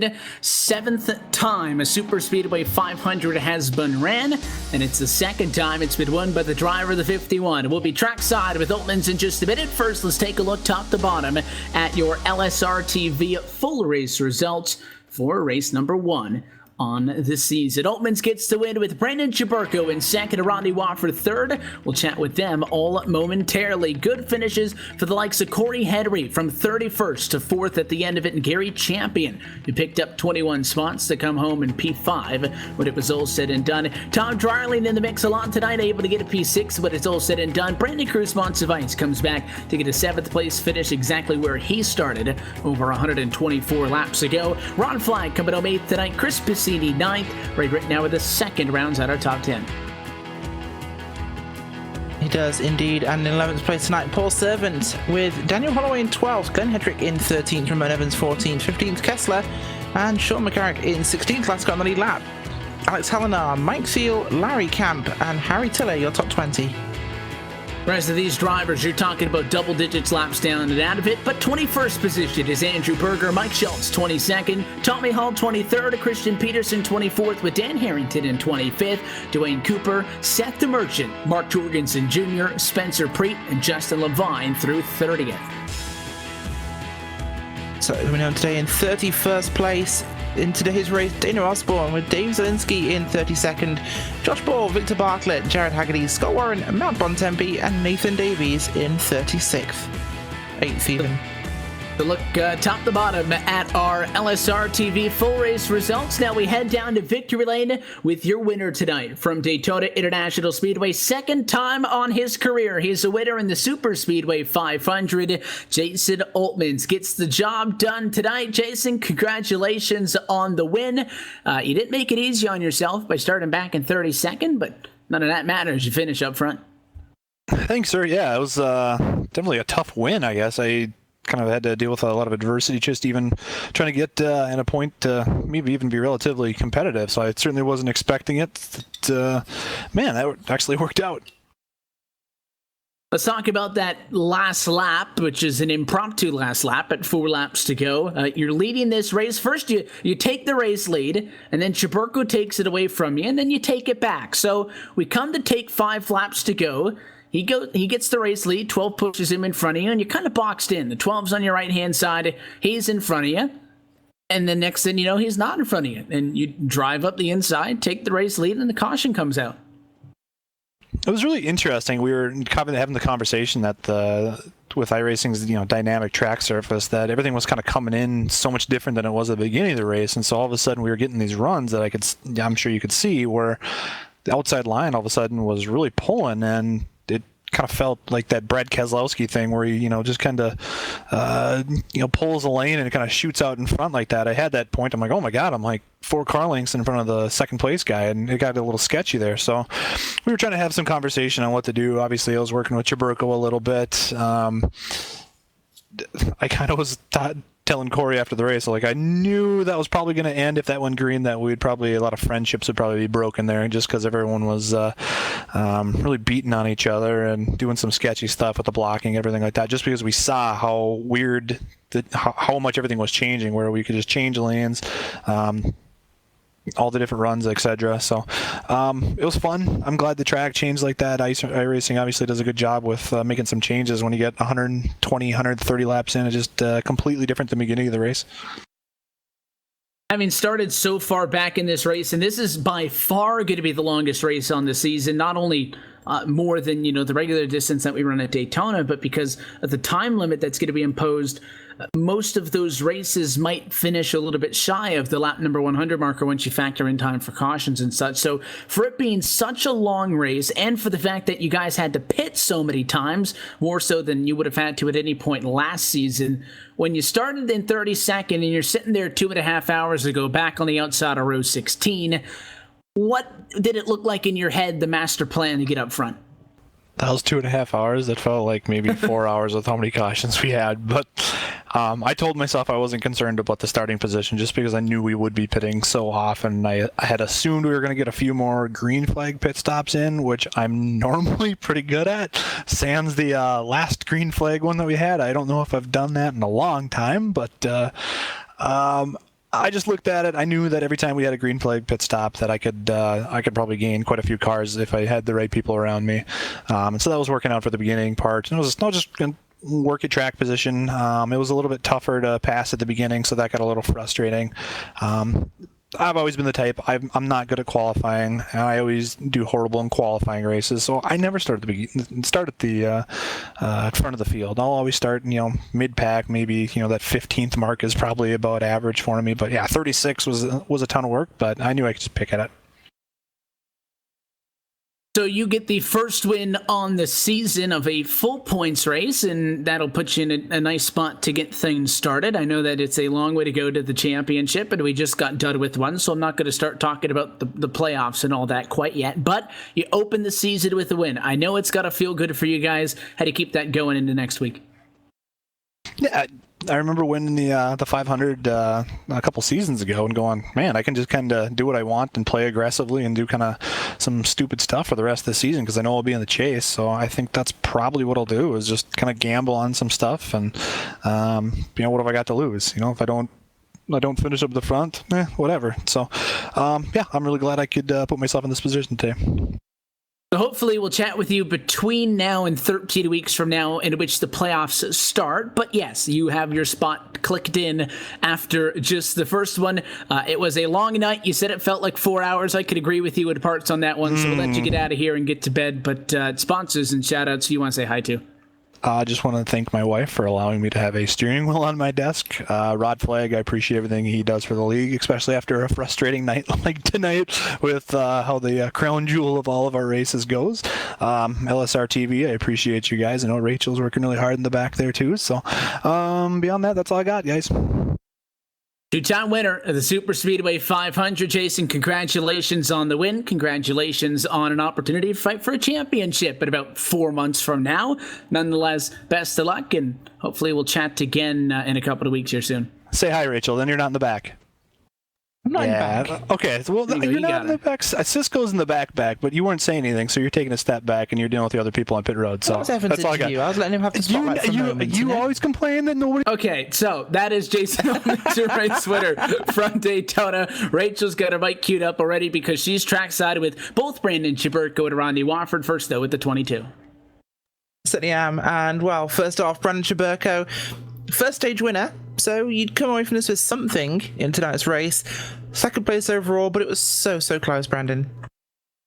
Yeah, just an untimely caution. I think if it would have went green, we would have had a shot at it for sure. Man, just a caution-riddled race tonight. It was very disappointing, I guess, to say the least. I think the track state, one positive thing out of tonight's race is the track state with so many cars on the track tonight. The outside lane was actually viable as opposed to a lot of the previous races we do where it's pretty much a bottom feeders type of race. So I'd say that was a positive moving forward for this race. I hope we can get more fields of 40 cars like we did tonight so the track state can kind of shake things up and create multi-groove racing like we had tonight. I also think the tape helped out with that, but I mean, all in all, I can't really complain about P2. Certainly a good one, of course, for you, and a great statement on the season so far. Obviously hopes for a championship. But either way, sponsors, shout-outs, who makes this thing work for the 22? Oh, yeah, I got to thank Chris Piscini for painting up my car, and Motorcraft for coming along board like they always do each and every week. And shout out to Mark, even though he got wrecked out early. It would have been fun to race with him towards the end as well. But yeah, shout out to Rod as well for putting the league on for us like he has. Season in and season out, and you guys for broadcasting for us. Thank you very much. Brandon Chaburko coming home today in the second place. Evan, I believe you've got Jason Alman's, or do I? Yeah, taking a look to see if... Why would you cut my mic off? I'm just going to keep talking. I've been talking this entire time. Oh, hey. I mean, I know I talk a lot. I don't understand. I was still thinking people. We don't have Rodney Wofford, so that's your bonus content with Jason Altman, who is your winner, and I'm sure that he's got plenty of energy to chat with us once we step away after a long night, but a fun night, Rachel. The drivers obviously would have liked to get a little bit more green flag racing. It would have been a little bit more exciting for us, and it doesn't really matter what happens throughout the course of the race. You want the races to finish under green. We just missed that, and it's just the way it falls sometimes, and we've got about 12 other weeks of regular season racing to go to get some exciting finishes, and I have no doubt that we'll get a good one next week with our first trip to Talladega, 3 weeks in a row at Daytona now done. Oh gosh, yes, I can't wait to see the banks of Talladega right now because we've seen so much of Daytona. It's time for a break, and let's go 4 wide up at Talladega. It's going to be wild.